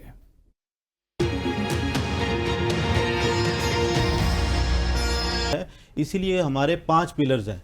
हमारा जो मेन है वो ड्रग अवेयरनेस है, फिर उसके बाद एनवायरनमेंट प्रोटेक्शन है, स्पोर्ट्स है, आर्ट्स एंड कल्चर और सिविक सेंस है। तो हम चाहते हैं कि बच्चे इन सारी एक्टिविटीज़ में इंगेज हों। सिर्फ एकेडमिक ही ज़िंदगी नहीं होती, बल्कि ये सारे अवामिल जो हैं ये आपको एक अच्छा इंसान बनाती हैं। और जब आप एक अच्छा इंसान बनते हैं और ये आपकी तरबियत में शामिल होता है तो आप कभी गलत रास्ते पे नहीं जाते। बेशक ऐसा ही है। आपने को करिकुलर एक्टिविटीज़ का जिक्र किया। ईमान, आप क्या समझती हैं कि इन सारे मसाइल को काउंटर करने के लिए, ये जो ड्रग अब्यूज़ है, इसको काउंटर करने के लिए खेलों का कितना अहम किरदार है, और फिर बच्चों को कैसे खेलों की तरफ लेके आ जाए कि वो बाकी गलत चीज़ों से दूर हो जाएं? आई थिंक बहुत इम्पोर्टेंट है, बिकॉज आप इतना, जब आप यंग होते हो आप में इतनी एनर्जी होती है तो आपको कहीं डिस्पोज ऑफ करनी होती है। तो या तो आप एक पॉजिटिव उसमें साइड पे जा सकते हो या negative. And thing is these days our life is बहुत ईजी। तो क्योंकि पहले तो ज़माने में आपको सारे काम खुद करने होते थे, टाइम ही नहीं होता इन चीज़ों का। नाउ वी हैव टेक्नोलॉजी, तो यू नो हमारे पास बहुत फ्री टाइम होता है, तो उसमें we just end up doing these things. So I think उसको टैकल करने के लिए वी नीड फिजिकल एक्टिविटीज़, और उसमें स्पोर्ट्स पर आ जाता है। आई फील है कि अगर आप अपना डे स्टार्ट करो, अगर आप कॉलेज जाओ और फिर आप वापस आके यू जस्ट इंडल्ज योरसेल्फ किसी स्पोर्ट में, तो by the end of the day जब आप घर में होगे आप में एनर्जी ही नहीं होएगी कि आप किसी नेगेटिव साइड पे जाओ। तो I feel like it's very important, and I think कि पाकिस्तान में स्पोर्ट्स को इतनी इंपॉर्टेंस नहीं दी जाती, एंड बिकॉज आई थिंक हमारे पेरेंट्स को इतनी अवेयरनेस नहीं है। So it depends on us to क्या हम ये चेंज लाएं। And I think we should play sports. Yeah. बिल्कुल। तो आपकी ऑर्गेनाइजेशन भी एजुकेशनल इंस्टीट्यूट्स में जब जाते हैं तो आप लोग बच्चों को खेलों की तरफ लेकर आते हैं? Yes, and I think I like working with KKWFS because ये लोग एक प्रेजेंटेशन देते हैं, and then I am there to tell the students कि क्योंकि उनके माइंड में सबसे पहले यही सवाल आता है कि मतलब हमारी पढ़ाई बहुत मुश्किल है तो हम मैनेज कैसे करें स्पोर्ट्स से। वो तो फिर I give them my example कि I am becoming a doctor and then I play sports as well, and I know कि मुश्किल है लेकिन हो जाता है। And the thing is, I think this mindset is just in Pakistan because if you go abroad, so I think over there they are, उनकी proper teams होती हैं. It's like a must for them to be part of their sports, right? Yeah. So over here, I feel like we need to change this mindset कि sports is a waste of time and stuff because it's way more than that. आपकी उसमें physical activity भी है and it's more of a mental too. So I think it's really good for you. It is. अच्छा sir, आप क्या समझते हैं कि हमारी हुकूमत इस वक्त जो कुछ इक़दामात करती है इस सब के लिए, इस सब को ख़त्म करने के लिए, वो काफ़ी है या हमें बहुत अभी आगे जाने की ज़रूरत है? देखिए, पॉलिसी वाइज तो बहुत ज़बरदस्त पॉलिसीज़ हमारे पास हैं। नेशनल एंटी नारकोटिक्स पॉलिसी जो है, जो कि 2010 में बनी थी, उसको हमने मॉडिफाई किया 2019 में, और उसके अंदर तकरीबन तमाम ये एलिमेंट्स मौजूद हैं। अगर हम उसको इम्प्लीमेंट कर लें तो मेरे ख्याल से वही काफ़ी होगा। मैं समझता हूँ अब जो नई गवर्नमेंट आई है और मोहसिन नकवी साहब इंटीरियर मिनिस्टर भी हैं और साथ मिनिस्टर ऑफ नारकोटिक्स कंट्रोल भी हैं, तो हमें उनसे बड़ी उम्मीद है कि वो इस पे काम करेंगे और एटलीस्ट पॉलिसी वो कुछ कर सकते हैं क्योंकि वो काफ़ी कुछ है। आप देखें, उस पर मैं बात नहीं करता, हो सकता है वो सियासी न बन जाए, लेकिन मुझे बड़ी उम्मीद है कि वो कम से कम नारकोटिक्स कंट्रोल करने के लिए अपने जो सलाहियतें हैं वो बुरुए कार लाएंगे। इसमें मैं ये मेंशन करना चाहूँगा कि उन्होंने ना सिर्फ ANF को बल्कि पुलिस को भी इसमें शामिल किया है, और पुलिस में बाकायदा एक इंसदाद मंशियात का उन्होंने मुहिम का आगाज़ किया है। तो आई होप कि पुलिस भी इसमें मतलब ये कि implementation of that policy, organisations होती है उनको भी ऑन बोर्ड लिया जाता है। देखिए, पॉलिसी में तो ये हिस्सा है पॉलिसी का कि सिविल सोसाइटी ऑर्गेनाइजेशन को आप लाजमी ऑन बोर्ड लेंगे, मगर अभी तक हमें कोई इस पे नहीं बुलाया गया, मगर उम्मीद रखते हैं कि हाँ जी, क्योंकि अगर आप लोगों को हुकूमत की सपोर्ट हो जाती है फिर तो ज्यादा ऑर्गेनाइजेशंस उनका कयाम भी होगा, वजूद में आएगा और फिर उसके बाद आप लोग अच्छा परफॉर्म भी कर सकते हैं। नॉन गवर्नमेंट ऑर्गेनाइजेशन का काम ही यही होता है कि गवर्नमेंट की सपोर्ट में वो एक खास जो उनका एम्बिट होता है उसके अंदर उन्होंने काम करना होता है। तो हमें उम्मीद है कि इंशाल्लाह वो हमें भी उसमें शामिल करेंगे। फैसल साहब आपका बहुत शुक्रिया, ईमान आपका बहुत शुक्रिया हमें ज्वाइन करने के लिए। नाज़रीन ने सुनी है, और जो भी आपके आसपास में आपको अगर कोई ऐसा शख्स नज़र आता है जो कि नशे का आदी हो चुका है, उसको रिहैबिलिटेशन सेंटर में लेकर जाएं, अवेयरनेस, एक दूसरे से बातचीत करें इस बारे में और अवेयरनेस को मतलब आगाही दें एक दूसरे को भी। एक ब्रेक शामिल करते हैं, हमारे साथ ही रहिएगा।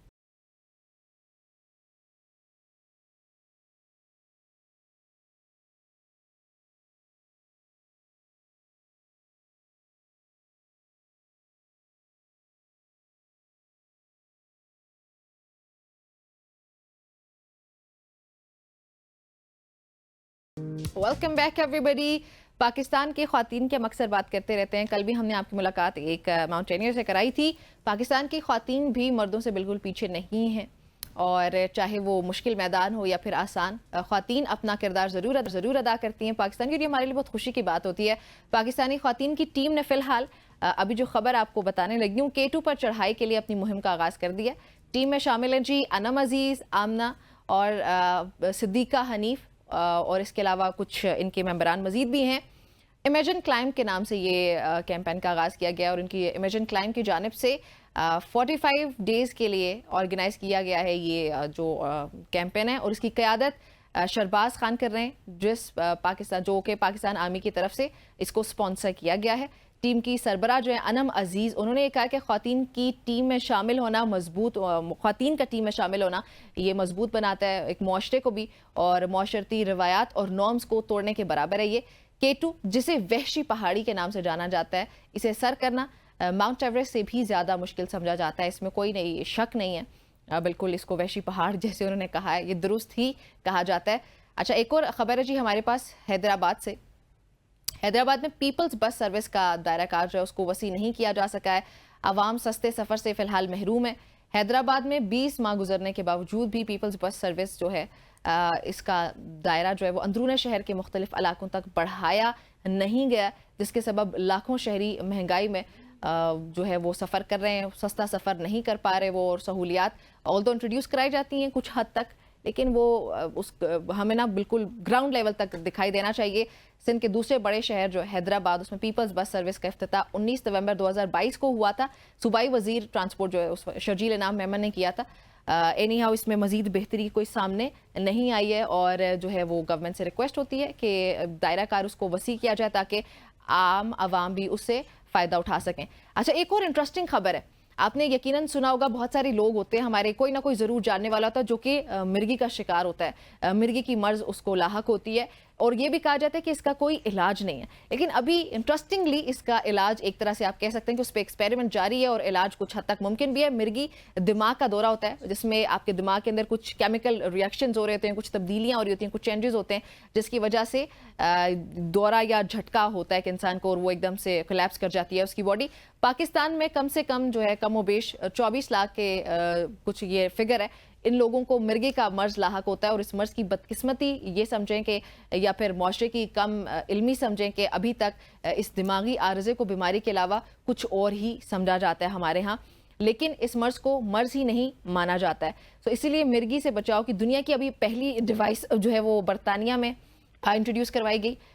एक जो इस मर्ज का शिकार 13 साल लड़का है, उसके सर में ये डिवाइस लगाई गई है, और ये जो डिवाइस है लगने के बाद लड़के को दिन के वक्त पड़ने वाले जो मिर्गी के दौरे थे वो 80% तक कम हो चुके हैं। और डॉक्टर्स ने ये बताया कि इस डिवाइस जो है वो दिमाग को मुसलसल इलेक्ट्रिकल सिग्नल्स भेजती रहती है, जिससे अब नॉर्मल सिग्नल्स को रोकना मुमकिन हो जाता है। जैसे जब आपका दिमाग कोलैप्स करने लगा होता है तो वो सिग्नल्स को, वो नेगेटिव सिग्नल्स को आप कह सकते हैं काउंटर का डिवाइस, जिसकी वजह से मरीज जो है वो बेहतर हो जाता है।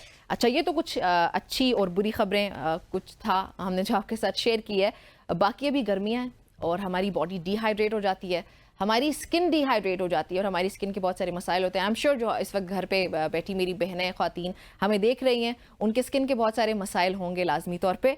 अब स्किन के मसाइल को डिस्कस करना है जी। हमें ज्वाइन किया है डर्मेटोलॉजिस्ट, हमारे गेस्ट हैं स्टूडियो में डॉक्टर मुबशिर, डर्मेटोलॉजिस्ट हैं। उनसे जानते हैं कि क्या इस वक्त गर्मी की वजह से स्किन को मसाइल का सामना करना पड़ सकता है। अस्सलाम वालेकुम डॉक्टर साहब। वालेकुम सलाम। कैसे हैं आप? आई एम गुड अल्हम्दुलिल्लाह। अच्छा, गर्मी की वजह से हमारी स्किन समेत मेरी तो ये बहुत मसाइल का शिकार हो जाती है हमारी स्किन। क्या क्या मसाइल जो सिर्फ गर्मी की वजह से हो रहे हैं?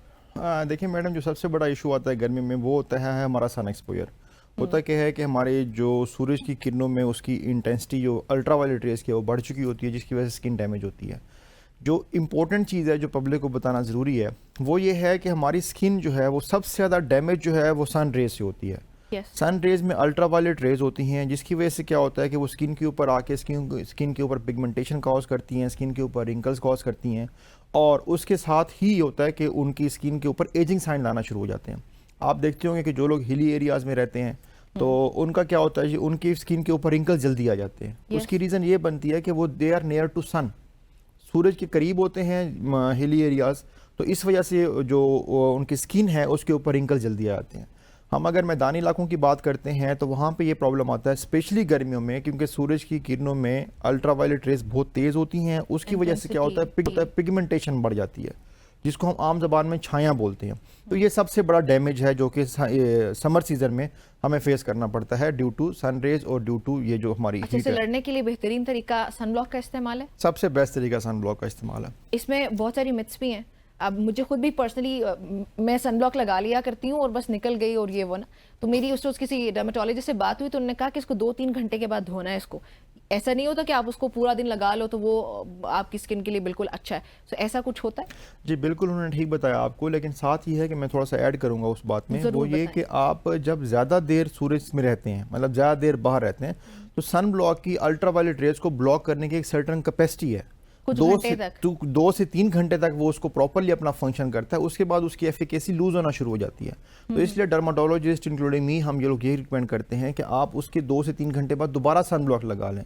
If you don't have option कि आप जाके फेस अलग से वॉश करें और फिर दोबारा सन ब्लॉक लगाएं, तो आप उसी के ऊपर दोबारा लगा सकते हैं, ताकि जो स्किन का डैमेज है वो मैक्सिमम कंट्रोल हो सके, जो कि सन रेज की वजह से। अच्छा, अगर जो स्किन केयर को फॉलो किया जाए तो आपको पहले सुबह के टाइम कुछ आपकी जो भी रूटीन है आप उसको फॉलो कर रहे हैं, उसके बाद आप जाके एंड पे उसको मॉइस्चराइजर के साथ खत्म करते हैं, तो वो मॉइस्चराइजर आपकी स्किन पे पहले से लगाए, बेशक आप उसके ऊपर सन ब्लॉक अप्लाई कर दें। सन ब्लॉक की इंटरेस्टिंग चीज़ ये है कि वो आप मॉइस्चराइजर से पहले लगा लें, मॉइस्चराइजर के बाद लगा लें, मेकअप से पहले लगा लें, मेकअप के बाद लगा लें, किसी भी लेवल पे लगाएं तो उसमें प्रॉब्लम नहीं है। सिर्फ ये कि लगा होना चाहिए, मतलब अगर आपने पहले मॉइस्चराइजर लगाया, फिर मेकअप किया, फिर सन ब्लॉक लगाया, इट्स फाइन। अगर आपने पहले सन ब्लॉक लगा लिया, उसके बाद मॉइस्चराइजर लगाया, even then it's fine. Problem जो हमारी रिकमेंडेशन कर लें 2-3 घंटे बाद, 2-3 घंटे बाद फ्रेश कर लें और फेस के ऊपर लगा होना चाहिए। This is what required is. अच्छा, क्वांटिटी के बारे में भी बहुत सारे मसाइल होते हैं। बिल्कुल हम लोग थोड़ा थोड़ा कंजूसी से लगा रहे थे, उसकी कोई सर्टेन अमाउंट है जो कि जरूर लगानी चाहिए, राइट? देखिए सन ब्लॉक में बिल्कुल आप ठीक कह रही हैं, 2 चीज़ें होती हैं। एक तो ये कि उसका जो SPF है, जिसको हम सन प्रोटेक्शन फैक्टर बोलते हैं, वो कितना है ये मैटर करता है। दूसरी बात है कि कितनी क्वांटिटी लगाई हुई जो आप बात कर रही हैं। पहली बात तो ये कि जो सन प्रोटेक्शन फैक्टर है वो बेहतर होना चाहिए। फॉर एग्जांपल जी, मिनिमम भी 60 एंड अबव होना चाहिए। अच्छा, 50 डजंट वर्क। 50 वर्क्स, बट ये कि उतनी रिक्वायर्ड जो हमारी, जितनी हमारे इस रीजन की, हमारे और जो हमारा इस्लामाबाद रीजन है, इसकी जो कैपेसिटी और रिक्वायरमेंट है सन रेज को ब्लॉक करने की, उसके लिए 60 एंड अबव होना चाहिए। पहली बात तो ये। दूसरी बात ये है कि जो आपने बात की कितना यूज़ करना चाहिए, I went there in America, मैं अपनी एस्थेटिक्स की और डर्माटोलॉजी की ट्रेनिंग के लिए गया, तो दे टोल्ड मी, डॉक्टर डाहा you must be very generous in using sunblock. अच्छा उन्होंने ये टर्मिनोलॉजी यूज़ की, मुझे अभी तक याद है। वो ये कि वो कहते हैं जी आप मैक्सिमम सन ब्लॉक यूज़ करें, इतना, हाँ मैक्सिमम यूज़ करें, ताकि ये कि हम क्या करते हैं, हम थोड़ा सा यूज़ करते हैं एंड वी फील लाइक जी कि हमारी ये ख़त्म ना हो जाए, और दूसरी बात है कि इट्स वर्किंग या अपनी जो रिक्वायरमेंट है उसको फुलफिल कर रहा है। ऐसी बात नहीं है। आप जिस तरह आपने कहा कि जी कि सन ब्लॉक इस्तेमाल करना, आप इतना करें कि ऐसा भी ना हो कि जी फेस के ऊपर जो है वो बहुत अजीब सा लग रहा हो, बट इतना भी कम ना हो कि वो अपना काम ना कर सके। लेकिन वो लोग कम इसीलिए इस्तेमाल करते हैं ना कि वो अफोर्ड नहीं कर सकते ज़्यादा, ये भी फैक्टर है। अच्छा, कोई ऐसे Pakistani brands, I am not sure कि आप उनका नाम ले सकते हैं अभी या नहीं, लेकिन फिर भी अगर कुछ आप रेकमेंड करना चाहें कि कुछ सस्ती रेंज में जो हमारी बहनें इस वक्त फ़ायदा उठा सकती हैं कि भाई ये लाजमी लेना है। देखें, उसमें ये कि जो सन ब्लॉक का इस्तेमाल है, मैं एक और इंटरेस्टिंग चीज़ बताऊँ। अगर सन ब्लॉक इस्तेमाल फॉर एग्जाम्पल जी कि ज़्यादा आप क्वांटिटी नहीं यूज़ कर सकते, तो आप जब बाहर निकलें तो फेस को कवर रखें। अम्ब्रेला यूज़ कर लें। अब फॉर एग्जांपल हम रिमोट एरियाज़ की बात करते हैं तो वहाँ अम्ब्रेला का कंसेप्ट नहीं होता। वहाँ पे हम ये कर सकते हैं कि आप फेस को किसी कपड़े से ढांप लें, जिस तरह से खवातीन मोस्टली ऐसे करती हैं जी कि फेस के ऊपर चादर कर लेते हैं, कुछ ऐसा कर लें सन रे, हाँ जिस्म को ढक ले। देखें मोस्टली जो हमारे एक्सपोज पार्ट्स है ना बॉडी के, वो फेस होता है, हैंड्स होते हैं, बाकी पार्ट तो वैसे हमारे कवर्ड होते हैं, तो उसमें उनके डैमेज के चांसेस बहुत कम होते हैं। आपने अक्सर देखा होगा कि जो लोग गर्मियों में स्पेशली बॉयज क्या करते हैं जी, जो हाफ स्लीव्स पहनते हैं तो उनकी स्लीव से ऊपर जो कलर और होता है नीचे और होता है, तो उसकी रीजन क्या होती है कि जिसकी जहां पे एक्सपोज पार्ट होता है हाफ स्लीव्स में, तो वहां पे सन रेज ज्यादा डैमेज कारी होती हैं, जिसकी वजह से कलर टैन हो जाता है। Same is case with the face, अगर फेस को कवर रखेंगे, ढांप के रखेंगे, तो उसके ऊपर डैमेज कम से कम आएगा। ठीक हो गया। अच्छा, water intake is very important. आजकल स्वेटिंग होती है, बॉडी फौरन डिहाइड्रेट होती है और हम लोग फिर घर से बाहर निकल जाते हैं, उसकी वजह से भी ऑब्वियसली आपकी स्किन पे बहुत फर्क पड़ता है। देखिए वाटर इनटेक जो है ना, ये आजकल तो खैर बहुत ही इंपॉर्टेंट है, लेकिन ओवरऑल भी बहुत इंपॉर्टेंट है। जो स्किन केयर में जो हम रिकमेंड करते हैं स्किन केयर और उसकी जो टिप्स बताते हैं, उसमें सबसे इंपॉर्टेंट जो है वाटर इनटेक है, स्लीप है, जो कि हम लोग एक्सपेक्ट नहीं करते कि जी वाटर का स्किन से क्या रिलेशन है, सोने का स्किन से क्या रिलेशन है, बड़ी अजीब सी लगती है ये बातें। बट अगर आपका पानी का इस्तेमाल ठीक है, पानी ज्यादा ले रहे हैं आप कम लोग, से कम कितना? कम से कम भी 4 to 6 गिलास ऑफ वाटर डेली। हाँ, और अभी गर्मी है तो 10 करना चाहिए उसको, 10 करना चाहिए, 12 करना चाहिए उसको। Yes. आप जितना मैक्सिमम ले सकें। एट टाइम ये भी होता है कि वी रिकमेंड कि आप 4 लीटर्स ऑफ वाटर लें डेली 24 आवर्स में। ठीक है। उसमें यह है कि जो होता क्या है जी कि एक तो जो वाटर इनटेक आजकल के दिनों में हीट वेव से बचाता है, हीट स्ट्रोक से बचाता है आपको। ठीक। दूसरा ये है कि जो other parts of body damage हो सकते हैं, जिस तरह अगर आप वाटर कम हो, पानी कम हुआ है, गर्मी की शिद्दत बढ़ गई है, तो कार्डियोजेनिक शॉक में जा सकते हैं, उससे बचता है। अलॉन्ग विद दैट आपकी स्किन जो है वो भी हाइड्रेट रहती है। माजरत के साथ वक्त खत्म हो गया, बहुत शुक्रिया आपका हमें ज्वाइन करने के। नाज़रीन, ये गुफ्तगू आपने सुनी है, आई होप सो कि जो बहनें इस वक्त हमें देख रही थी वो जरूर इससे फायदा उठाएंगी, और एटलीस्ट अगर आप सनब्लॉक भी अफोर्ड नहीं कर सकते तो घर से बाहर निकलते हुए अपने पूरे जिस्म को, अपने चेहरे को भी ढक लिया करें। प्रोग्राम का वक्त खत्म हो गया, इजाजत चाहती हूँ। अपना और अपनों का बहुत सारा ख्याल रखिएगा। अल्लाह हाफिज।